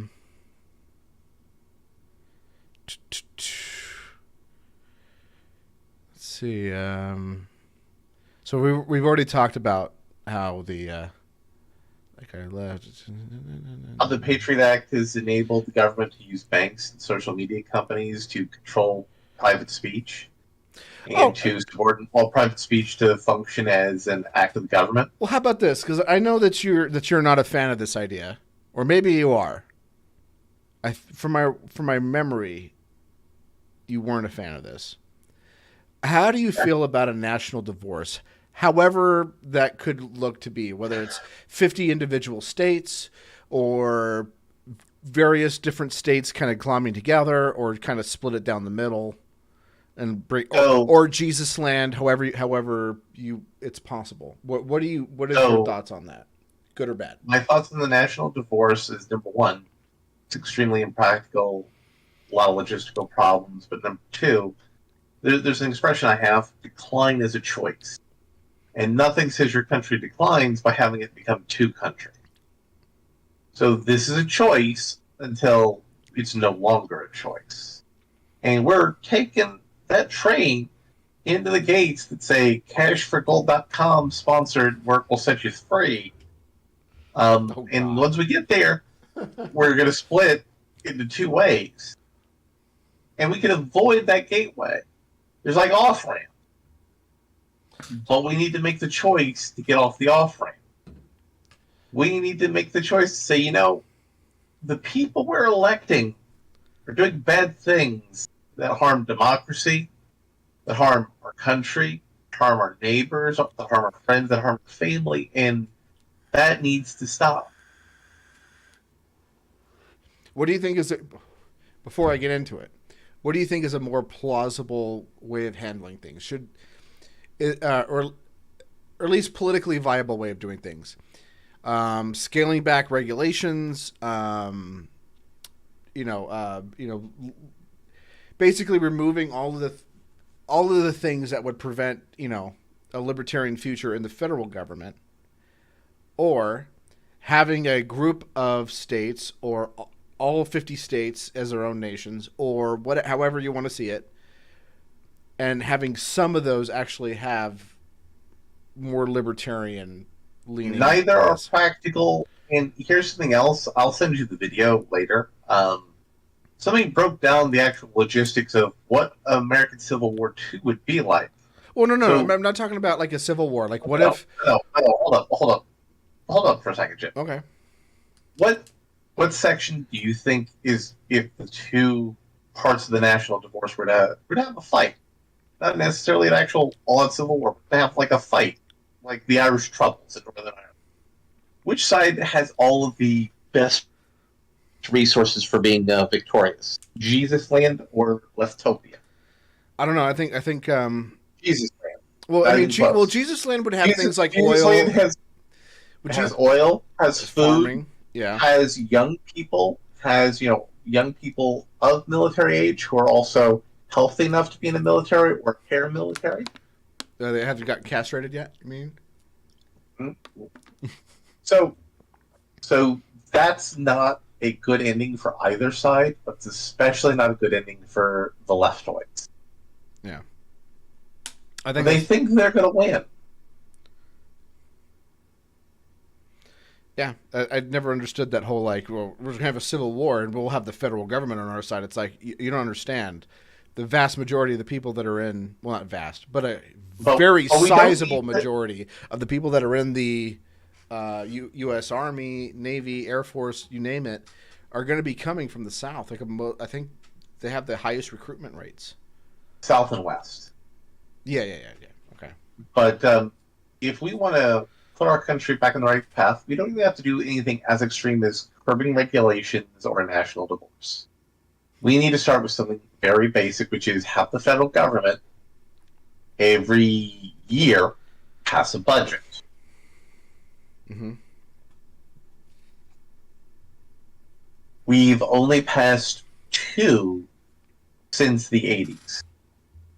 There have been all sorts of, stopgaps, all sorts of gimmicky things. Like, regular budgetary order has broken down. Thing where, Congress hears from the people in the agencies, they write up a budget, they hear from stakeholders, they author the budget, they put amendments, they vote on it in committee, then they vote on the floor. That's barely happened since the 90s. So here's why I'm going to disagree with you. Well, no. I'm saying all the problems we have with regulations, mm-hmm. with runaway government debt, mm-hmm. all of that is connected to the fact that the government can't pass a budget, can't do its bare minimum job. Yeah. So since the elected officials can't do their bare minimum job, The bureaucrats get to do a bunch of crazy stuff. And they get all this power and all this money and all these resources. But you did have someone. If Trump had not been elected, but someone like Trump had been elected, like someone who had like the same values as Trump, however he expressed them. And I'm talking about like values that Trump had, the things that he did in office, right? Mhm. For good or bad, whatever your opinion of it is. I think that like if you had someone like a DeSantis, let's just assume that DeSantis basically was a carbon copy of Trump's policies. Maybe not his rhetoric, maybe not the way he conducts himself, but same policies. I think he probably would have been much more effective since he had some executive history, whereas Trump had none. No, he got the executive history because of Trump.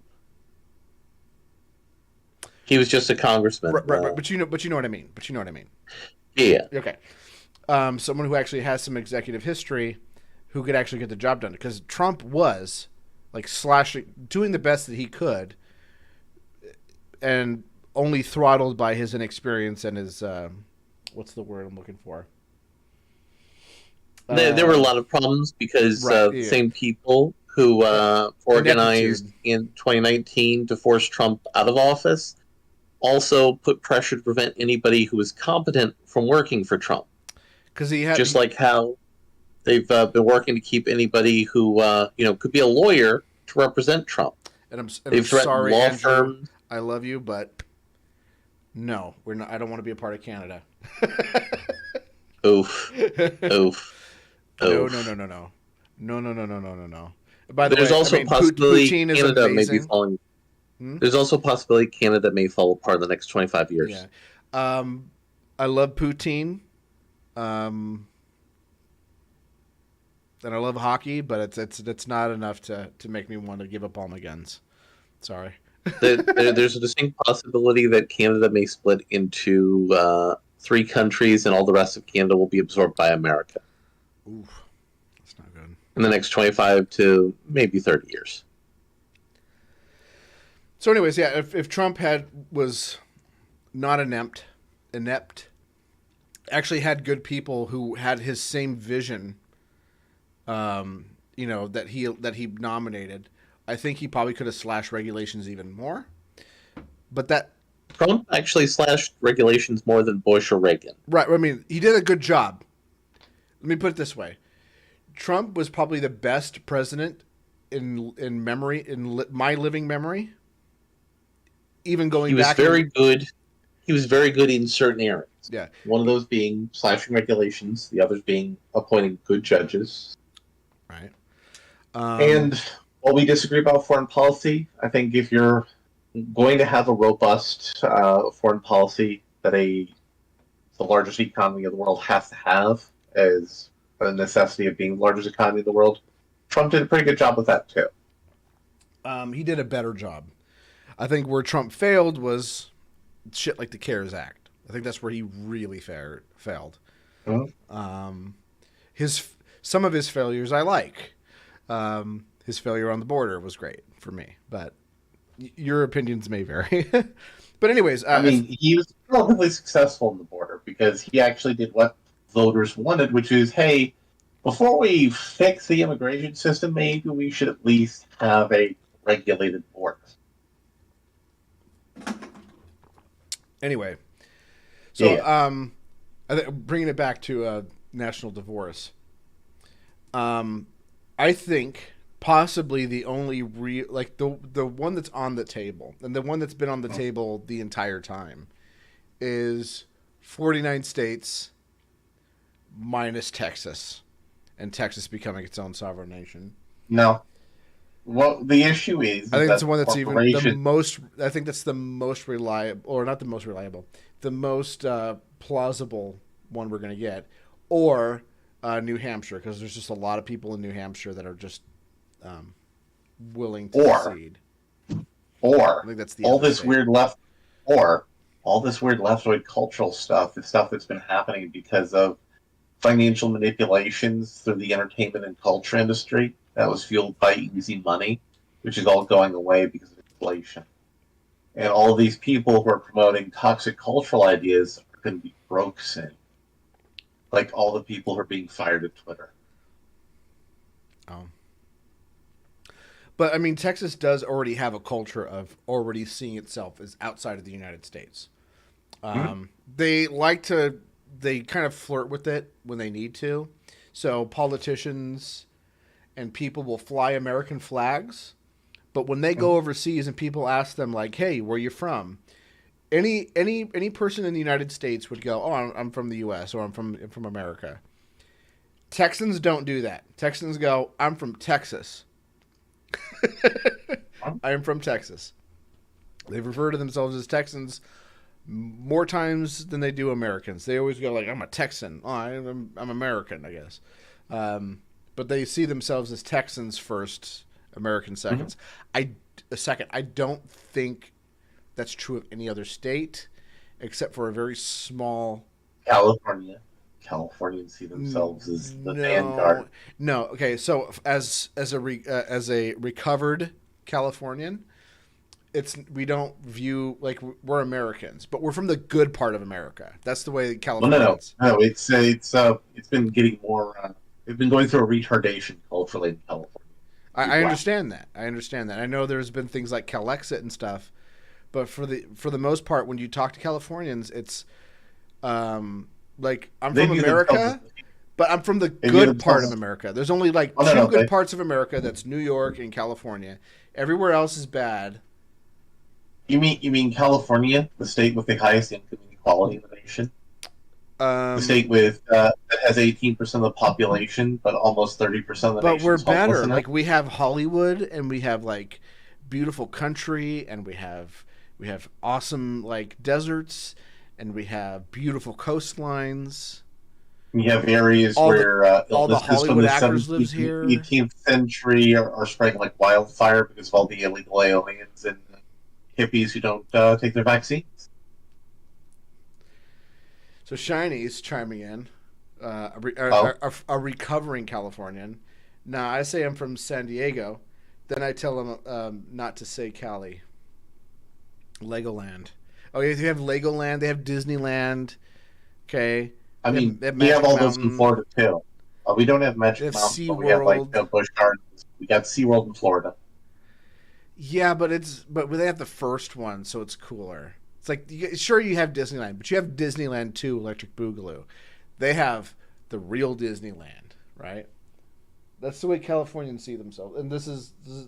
And I remember being a kid, and I remember being a young adult in California, a progressive dipshit loser. But when I was very much like, yeah, I'm in California. I can't imagine someone ever wanting to live in Arizona.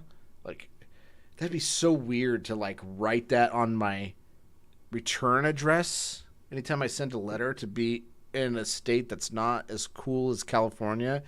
And if I did live in those states, I'd be like, damn, I need to get to like California or New York or at least Illinois.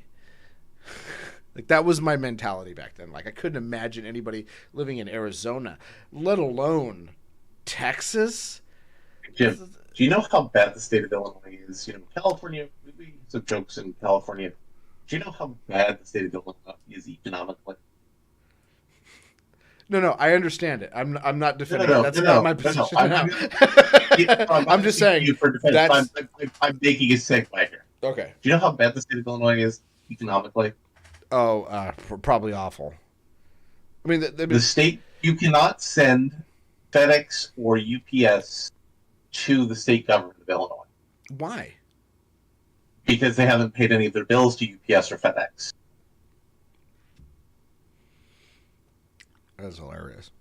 The state government of Illinois has been cut off from UPS and FedEx.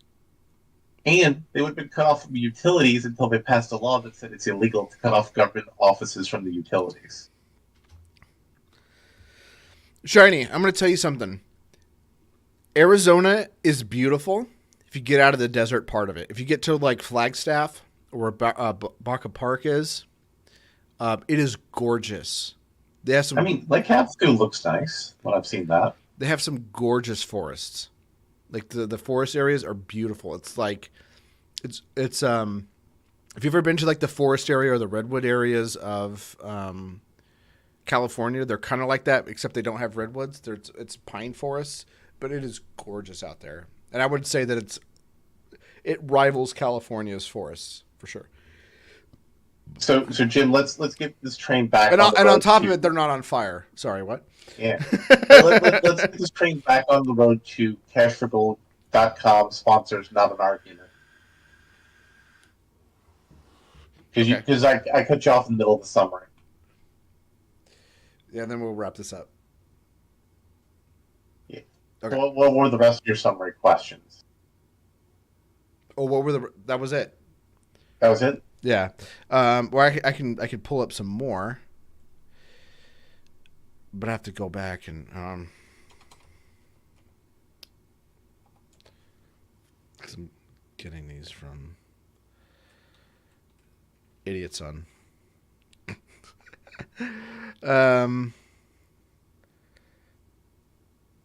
Let's see. I think that's pretty much it now.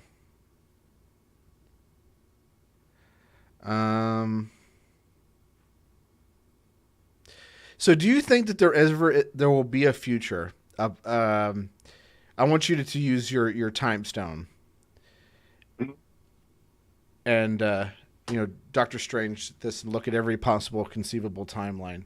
Do you think that it's ever possible for any third party, be it a Reform Party, be it the Libertarian Party, be it the Green Party, be it the Constitution Party, or maybe some new party that comes out of nowhere, like the Forward Party or something like that?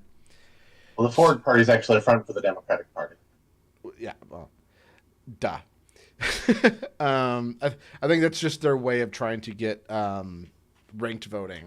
And ranked voting, it seems like everywhere that we see like stuff like ranked voting or top two voting, it always just favors Democrats anyway. And it favors institutionalists who back the goals of the corporations. Right. If you could look into your time stone, do you see a conceivable future where a third party could actually become a viable party? Maybe not a party that wins a lot of seats, but at least a third party that will take like a good 20%, 15% for that to happen across the board in the United States elections. Generally for speaking. that to happen, we would have to have a collapse of the political party system. Hello, good night. I stand for I always stand for fracking. I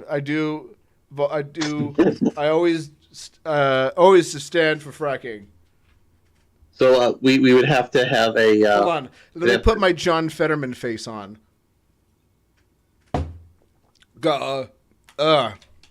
So we would have to have the collapse like the political party system of the 1840s and 50s.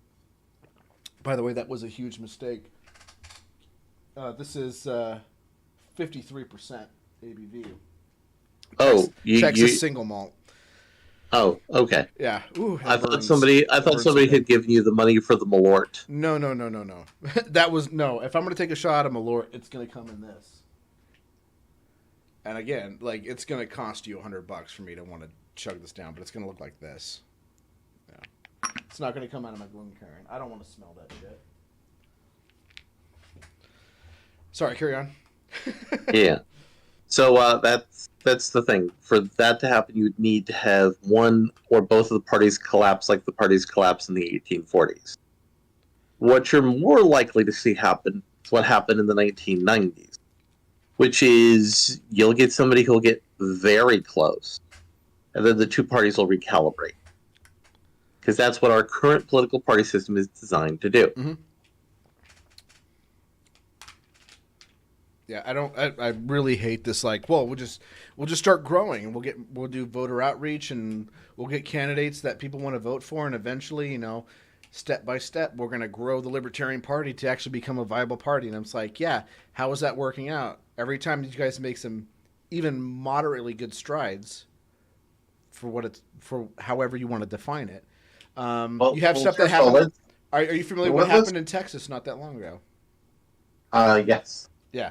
They basically the GOP removed the Libertarian Party from the ballot, and in order to stay on, they had to sue, and so they had to spend a bunch of money, hire lawyers, or have a bunch of people within the Libertarian Party use their own funds in order to represent the Libertarian Party, and just waste a bunch of time, money, and energy that could have been spent on promoting people like Mark Tippett's campaign, and focus in on these stupid lawsuits. And they're not only did they fall for that lawsuit, which they have to in order to stay on the ballot, they also went and started suing them in other places as well, for other reasons, because they took them off the ballot. Which, by the way, the Republican Party, they're going to be like, whatever. Here's our money, because we have we have hundreds of times more money than you. So here's your. So let me paint you a scenario for a moment, Jim. Okay. Let's say that our friends in the Free State Project actually somehow got enough people in New Hampshire, if they could win the election for governor of New Hampshire as the Libertarian Party. Let's say that happened. They wouldn't win 50% plus one of New Hampshire. They'd win a plurality, right? Mm-hmm. That'd be what would happen first. Yeah, I think the one state where the Libertarian Party has any kind of anything is New Hampshire. That's it. Well, no. Hold on. Let me paint a picture for you here. Let me paint a picture here for you, Jim. Sad. So it'd be like what? Libertarian Party would win like 40% of the vote. Let's say they got 40% of the vote in New Hampshire, got a Libertarian elected governor. What would be the first thing that the leftoids would say about them? Oh, they're fascists. Non-democratic elections. Oh, yeah. Exactly. Yeah. Exactly. And would the CLC people be willing to deal with that? No. No. They would immediately oppose their own candidate, and then the party would collapse. Yeah. And in fact, there's just I highly recommend, if you're interested in like how bad things are with some of the people in the Libertarian Party, go to stopmises.today. Read that article.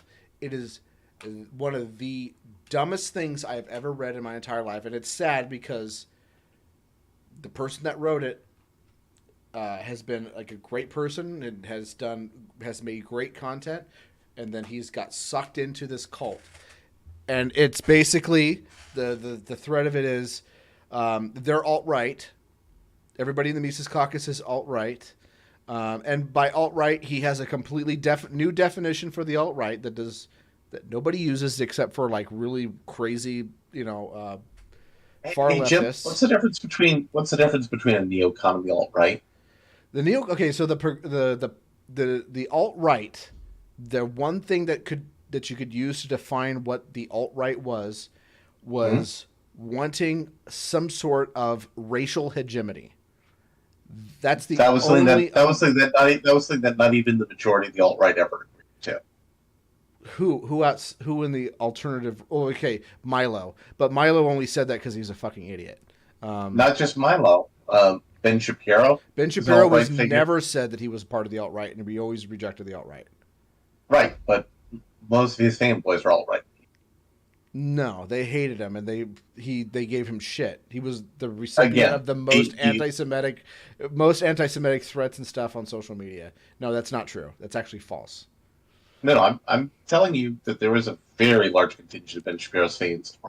They may like have the Jordan Peterson. They may have liked him going and doing debates, but they were not. He was not alt-right. Right, but you see, the thing is, alt-right's about politics. And the majority of the alt-right people were not racial segregationists. That was only a small minority. Well, it's not even about racial segregation. It was about racial homogeneity, as much as they could, getting racial homogeneity, or at least a dominant homogeneity. Right. That wasn't even the majority of the alt-right out. That was very loud people. People that carried the term, with the exception of Milo, because Milo was an idiot, and after he got canceled and a lot of people started coming out and talking about him, we started learning a lot more about how much of a shitbag he was. He is the textbook grifter, by the way.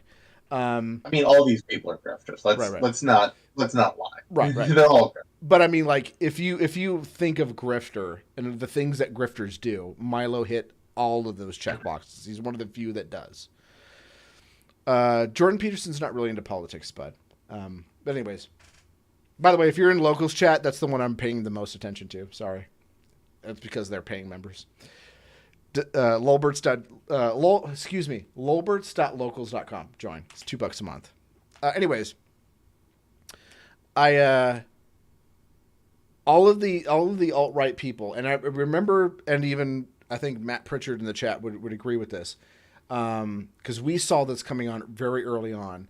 People like Richard Spencer, which I know Fringe Elements, aka Alternative Hypothesis, Spock Talk, they were all part of this kind of alt-right movement, even though they would disagree with that specific label, and it's mostly had to do with things leading up to Charlottesville.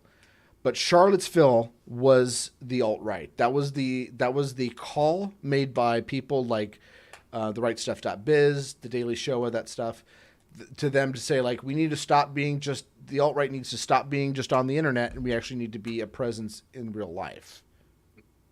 And that's when they showed up to Charlottesville. And most of them are Wignats. The other portion of them are people like Richard Spencer who go, oh yeah, I believe in racial hegemony, but I'm not a Nazi. We just want to, let them have their own area somewhere else in America. No, you mean the like alt-right. Lou Rockwell? You mean like Lou Rockwell used to have articles saying that on Ron Paul's newsletter? What do you mean? Lou Rockwell would never say that. What are you talking about?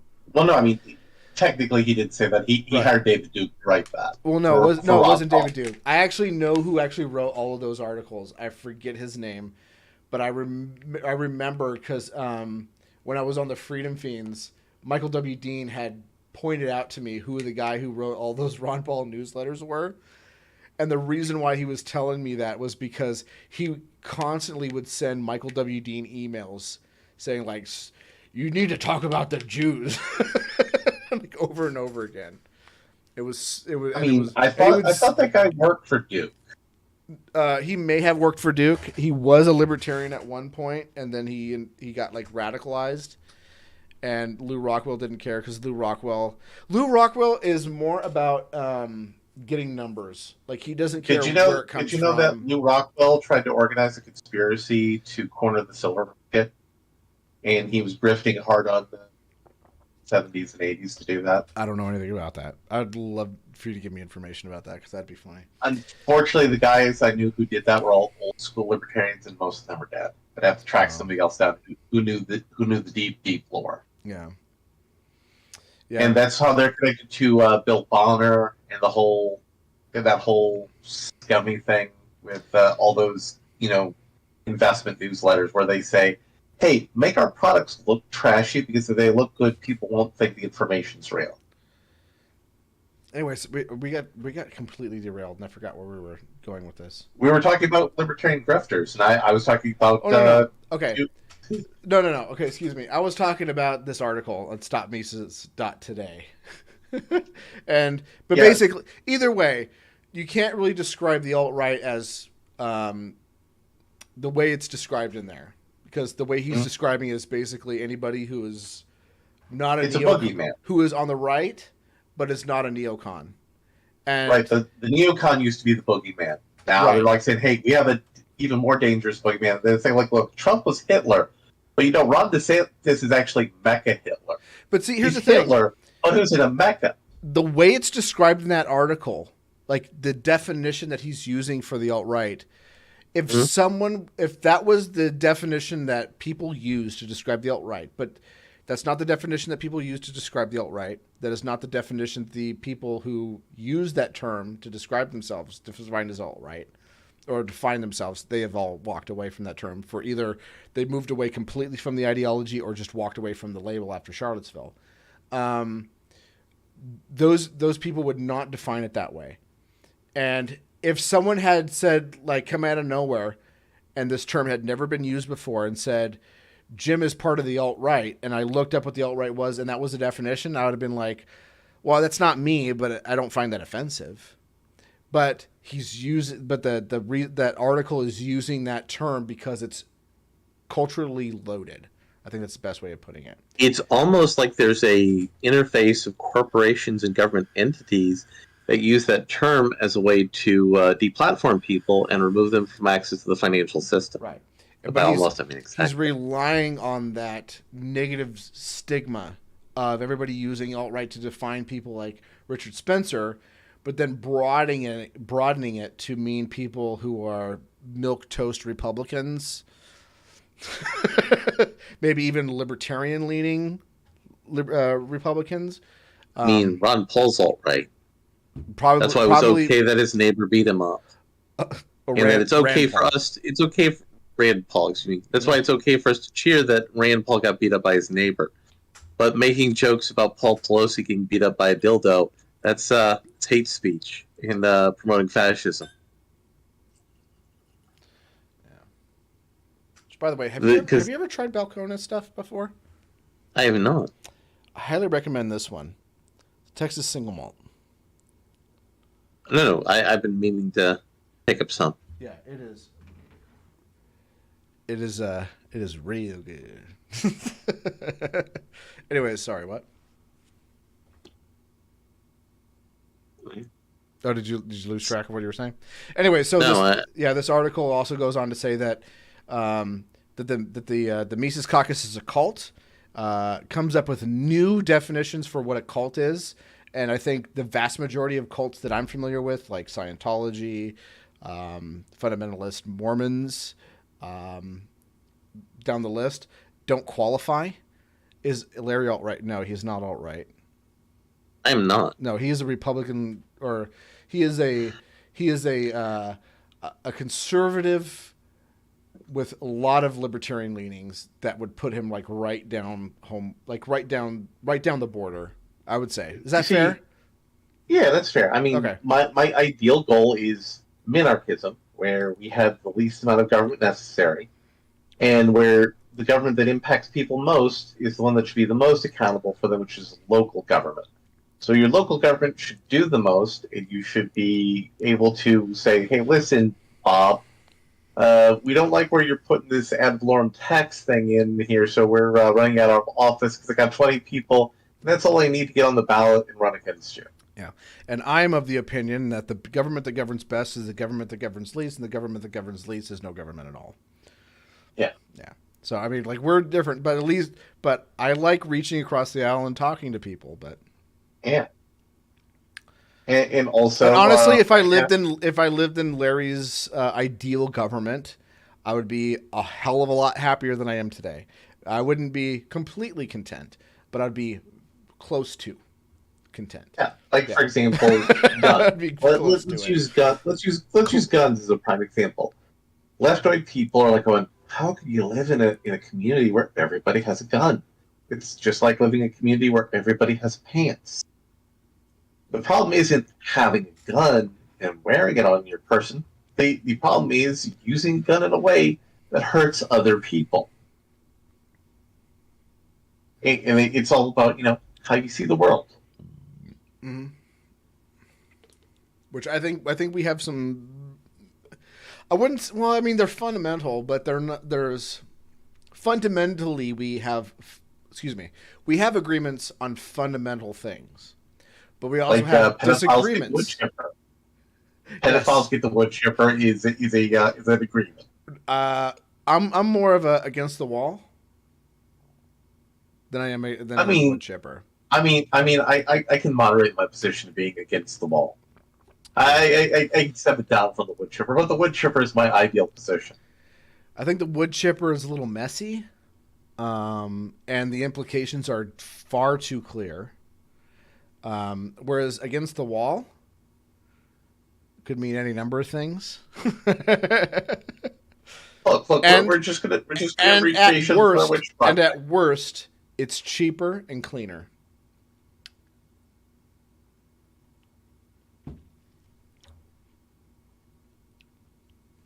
Would you not agree? Yeah. Okay. But you know what? I do think we should do like a deeper dive on the whole immigration nexus of issues, because there's a lot of good nuance in there. I dropped by to Because see an inferior whiskey show host talk about politics with an actual fossil. What did I miss? Larry, you're only a few years older than me. I am 4 or 5. Oh, yeah, you're a lot older than me. I'm not even in my 40s yet. I still got I got more than a month to enjoy my 30s. Hey, and who called me it's Promethean who called me a fossil. Yeah. I mean, Promethean Oxide, I haven't hung out with him on Discord enough. I'll take that from him. Okay. Fair. But anyways, yeah. What are the? Oh yeah, the Mises Caucus is a cult, has a weird definition of what a cult is, and then says that you should They don't associate with anyone outside of their circles. By the way, don't associate with anyone in their circles. You just need to deplatform people. Yeah. Just like what our enemies do. But we're not going to do anything credible to stop them from deplatforming their enemies, because their enemies are also our enemies. Yeah, and they block vote their own people in. That's terrible, because block voting is bad for reasons. So what we should do is block vote against them, because that's okay. Mm-hmm. Like, this article reads like an insane person, and it's so sad. And I know if Matt's still here, he knows who this person is and knows that he used to make great content and used to be a very sane, rational person. It has been completely disconnected from, would not disconnected. Jim. That's not the right word. Dispassionately would argue for things very well. But Jim, these people are behaving like Orange Man. And yes. Orange Man is bad. Are you saying Orange Man isn't bad, Jim? Orange Man is Orange Man is bad. I'm not gonna be one of these these people that go like, oh, Orange Man good, because people who say Orange Man bad are dumb. They're all bad. He's just, as far as I can remember, and going through his policies, even with things like the CARE Act, less bad than all the other ones. But then again, the bar is really low. The bar is very low. It does not take much to be better than. I mean, William Henry Harrison set a high bar by dying a month in office. That's not in living memory. So to be fair, dying in 30 days in office, that's not really fair. And on top of that, John Fetterman, my grandparents were alive. Yeah, my grandparents weren't alive when he was president. So yeah, they weren't. Yeah. I mean, John Fetterman might meet that bar as a senator. But to quote the great philosopher Joe Biden. Let me start off with 2 words. Made in America. I'm probably echoing. Made in America. Yeah. That's what we have now. I mean, Joe's been to all 54 states. Women are, in fact, demented. They are dangerous people. I'm suddenly liking Biden more. Sorry. I can't imagine what went over me, but yeah. It's a feel of somebody grabbing you from behind and sniffing you and saying you're not allowed to have a boyfriend until you're 30. Oh, I'm sorry, Spud. So we catch Spud House talking about what I'm drinking. So this is what Prometheum Oxide has deemed inferior whiskey. No, he said you're an inferior whiskey show host. No. I can misquote him all I want. Okay, so I'm drinking Brook Latte, the classic latte, which this is an unpeated Isla. And Islas are known for being very smoky. This is not smoky, but it still, for some reason, has a lot of smoke. Feels like it has a lot of smoke, but it doesn't. It's very weird, and it's very good. And I'm glad I picked it up. Usually retails about $50, depending on what state you're in or country you're in. And then what I'm drinking right now is a Texas pot still single malt whiskey, which is, America does not have a definition of what single malt is. You can put single malt on anything. And in fact, there was a bourbon in Texas that just recently took single malt off its label because it realized that it was misleading. but they had a single malt bourbon, which is just that doesn't make any sense because single malt is supposed to mean single distillery, all malt. That's what it means. And you guys still have time to give Jim $100 to make him drink a Malort on this on the stream. There's still time. If I think this is fair. Tell me if this is unfair. All right. And if I actually end up trying the barrel aged Malort and it is worse, we'll keep it this way. If barrel aged Malort is better, then we'll switch them. But it's Malort, $100 total. If my super chats and donations and everything amount to $100, take a shot of Malort. If one person does it, it's barrel-aged Malort. And from what I understand, barrel-aged Malort is far more bitter and more gross than regular Malort. So if one person gives me $100, I will personally thank them and then take a shot of that disgusting thing. And until then, I'm going to enjoy good liquor. By the way, I highly recommend both of those. Or not the Malorts, the Balcones. In fact, everything that I've had from Balcones has been great. $1. By the way, I'm going to just to be fair, I'm going to allow this to. Come on, let me edit it. I'm going to allow this to transfer on. So if I do 100 shows and on every show, people only donate $1, and I end up on my 100th episode where everyone gives me $1 once per show, then I'll take a shot of Malort on that day. Or if you were to say, I don't know, go on to locals and get like $5 local, like misquote me again. So, but I'm sorry. Go ahead. It'd be like $60 on locals, right? So, like, if one person gave Jim $5 a month, that's $60. Another person gave Jim like $2 a month, that'd be $24. Another one gave him $2 a month. So, like, for the low cost of $10 a month, Jim will drink a thing of Malort on the show. Yeah. But Prom did say, misquote me again, and I'll go back in time and make you bald. Oh, don't worry, that's gonna happen. I mean, look. It has been foretold. It's not like Prom has videotape evidence of you being a racist unicorn.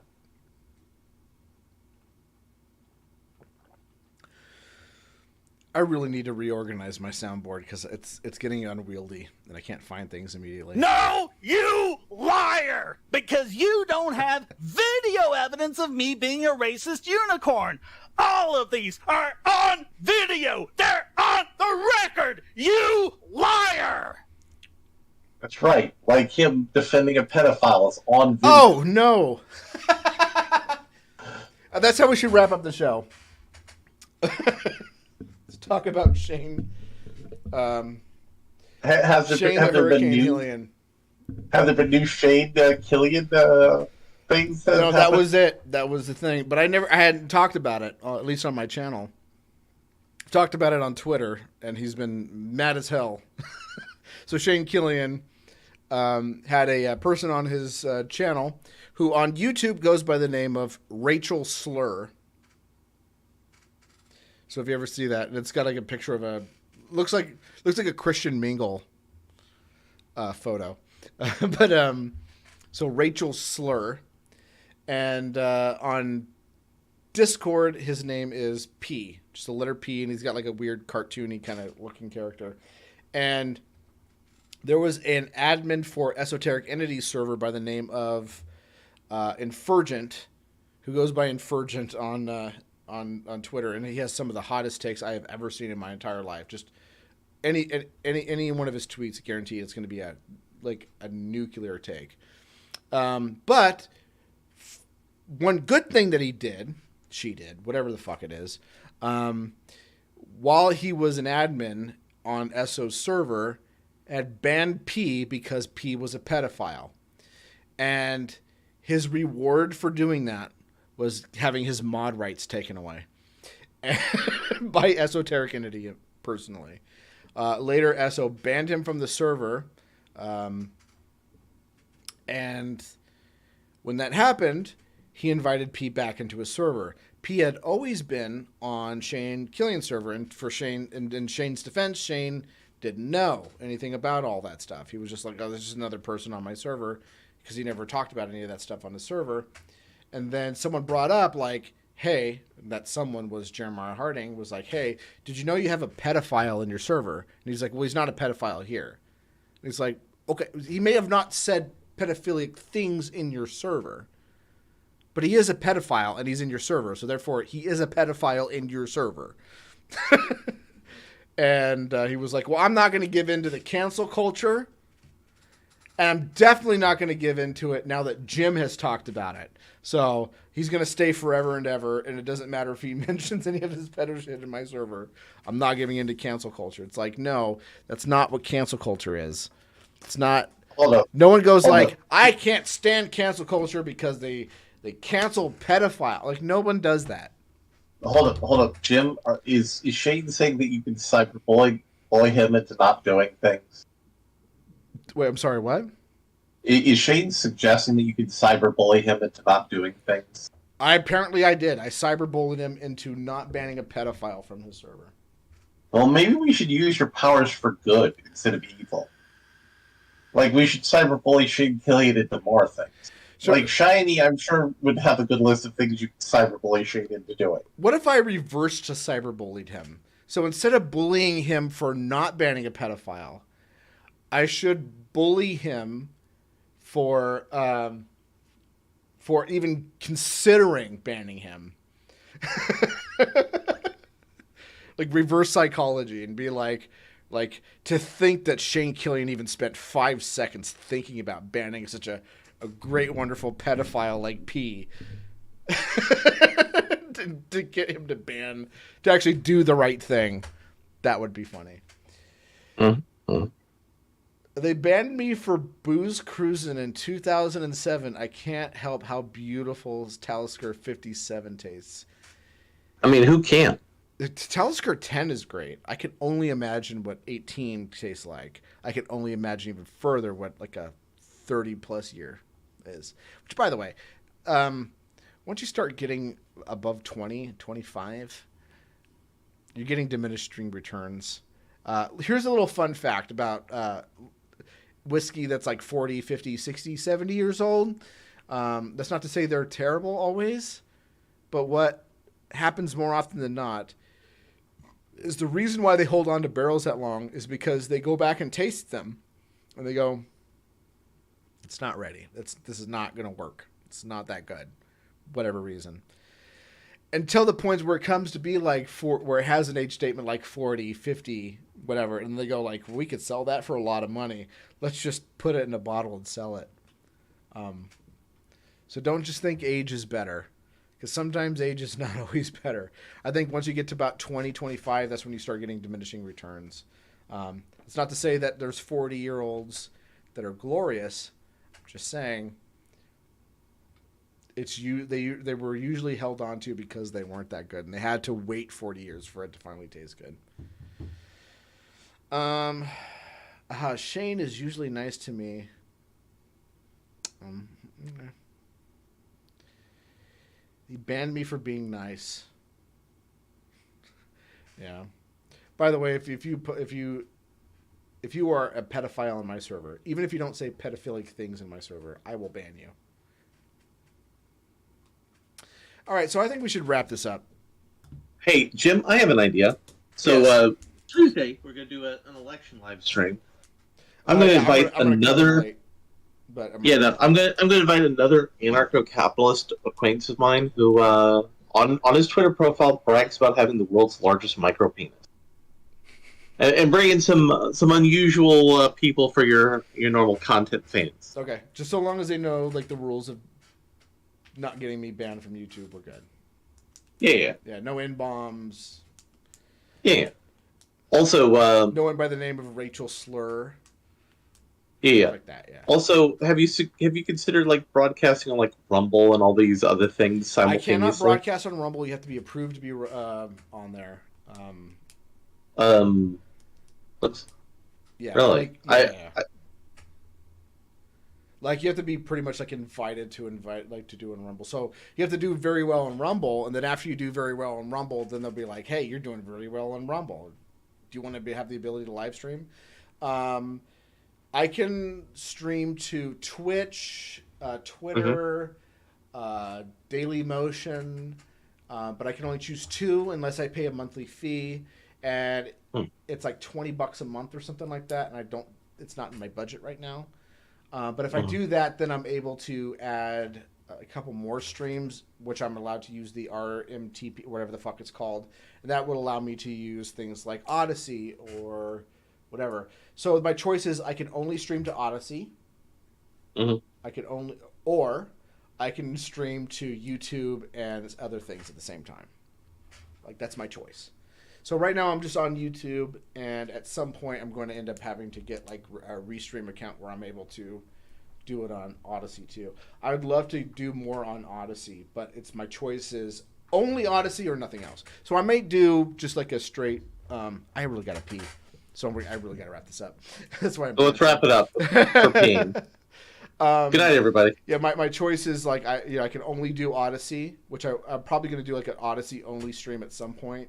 To just to have something on there, so I can do something on there, or I can just do like YouTube and Twitter or Twitch. But I'm scared to put on anything on Twitch anymore because Twitch will ban you for anything. So yeah, will that be Malort time? The election show? Well, it depends. If I reach $100, we'll do it. But anyways, we're gonna wrap this up. We'll see you on Tuesday. Shim Ham Farash and Hail Mephi and all that jazz.